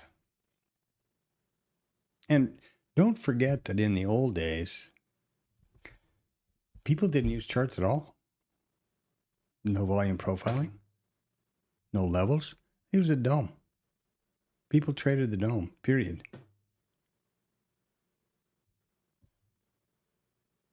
Tom Sosnoff actually has a funny story, since we have a couple of minutes here when they started. I guess you know who he is. He's the guy that started and developed Thinkorswim, sold it to first, I'm not sure who, and then it was bought by Schwab. Then they started Tasty Trade, and then Tasty Live, which they have also just sold. Each one sold for more than $1 billion. Was he and his partner were floor traders. They were market makers on the CBOT, on the options floor in Chicago. Well, they built Thinkorswim, and they started to roll it out, and they started getting all this email back that the traders were going, but how do we find the charts? They had not put any charts in Thinkorswim because they had never used charts before, and they didn't think people used charts to trade. He got a hold of a guy whose name I don't remember, that he knows in California, that had developed a charting package, kind of like IRT had developed theirs or whatever. And he called the guy and licensed the charting software from him until they could get their own built. That's how they rolled Thinkorswim out. They had no idea that traders looked at charts to trade. For 20 years, they'd been successful, multi-millionaire traders on the floor, options market makers on the floor of the CBOT, and nobody ever used. There was no such thing as charts, just like the floor traders and the locals in in any of the pits in the CME or anywhere. There's nobody got charts. Funny, huh?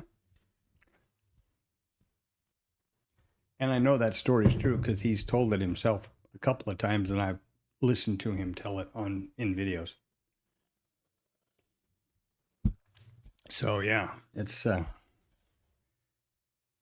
pretty funny.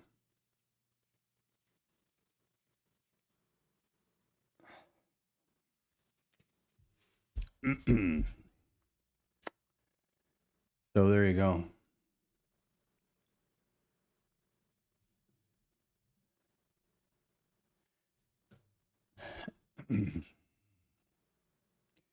Well, about a minute and a half till the market on close imbalance. Let's see if that washes out okay.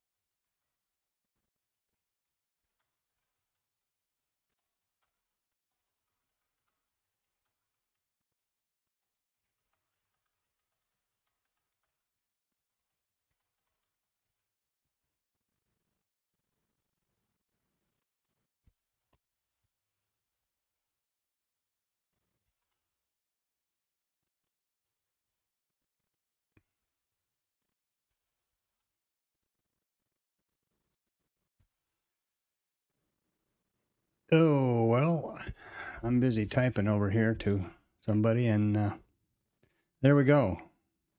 Market on close and balance, and there they are. So if you know how to read this, you read it like this. This is the S&P 500 sell side, 289 million contracts. NASDAQ 100, sell side 4 million, not 400, I'm sorry, and so on. Dow 30 is the buy side, 596 million, and the Mag 7 is buy side, 348 million. So there we go. And sometimes these are staggering numbers. 3 billion, 600 million, you know, and we think we think they're fishing our stops. I mean, you know, stop and think of what every tick is worth on 3 billion S&P E-minis. Just, you know, for a minute. I actually think these are I don't think this is the futures though. I think I guess I'm letting my stupid show here, but I believe it's got to be the index. Got to be the index, but not the futures. Yes. So Trump's going to end, I guess we're going to get rid of all nuclear stuff. That would be really cool. Boy, if that's true, that would be really great. I would be really happy if he could get the damn Russia to end the war in Ukraine. I think that's disgusting. As same way with the story in Palestine. So maybe start small. I don't know. There we are. So, yeah, we're going to wrap this mess up at the top of the hour, and that's when the cash market closes. You see very clearly what my trade of the day was. Very, very clearly lined out. There's the specs.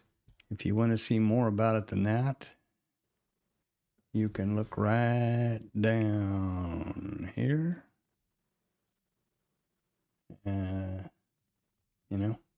P&L, symbol, date, time in, and average entry price, time out to the microsecond, total, max price, minimum price, size, fills, everything you want to, MAE, MFE, anything you want to look at.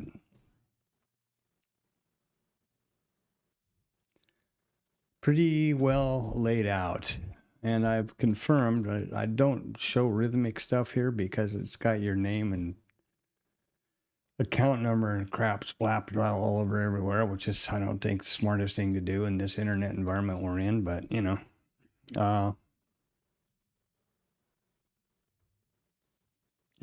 and it's all borne out correctly. So everything worked as I had hoped it would with IRT. And I'll go back to this IRT thing one at a time slowly. What I intended to do, you'll see that I had flattening things on here. I had set these things up originally as an escape, a safety valve, right? So if something happens to Bookmap, was non-responsive or fell off the map or something, I could get out of a trade. That's the whole idea. And what used to happen was it had a reference line at the fill and a reference line at working orders, and it was handy to see those things. And I would take screen snaps of Bookmap of IRT as I did Bookmap to paste into my journal. Now I will go back into those one at a time slowly and see if anything happens crazy like last week, because I kind of like the reference lines, but reference lines are certainly not as important as peace of mind for not having some random weirdness going on with a platform. I'm sure you can understand that.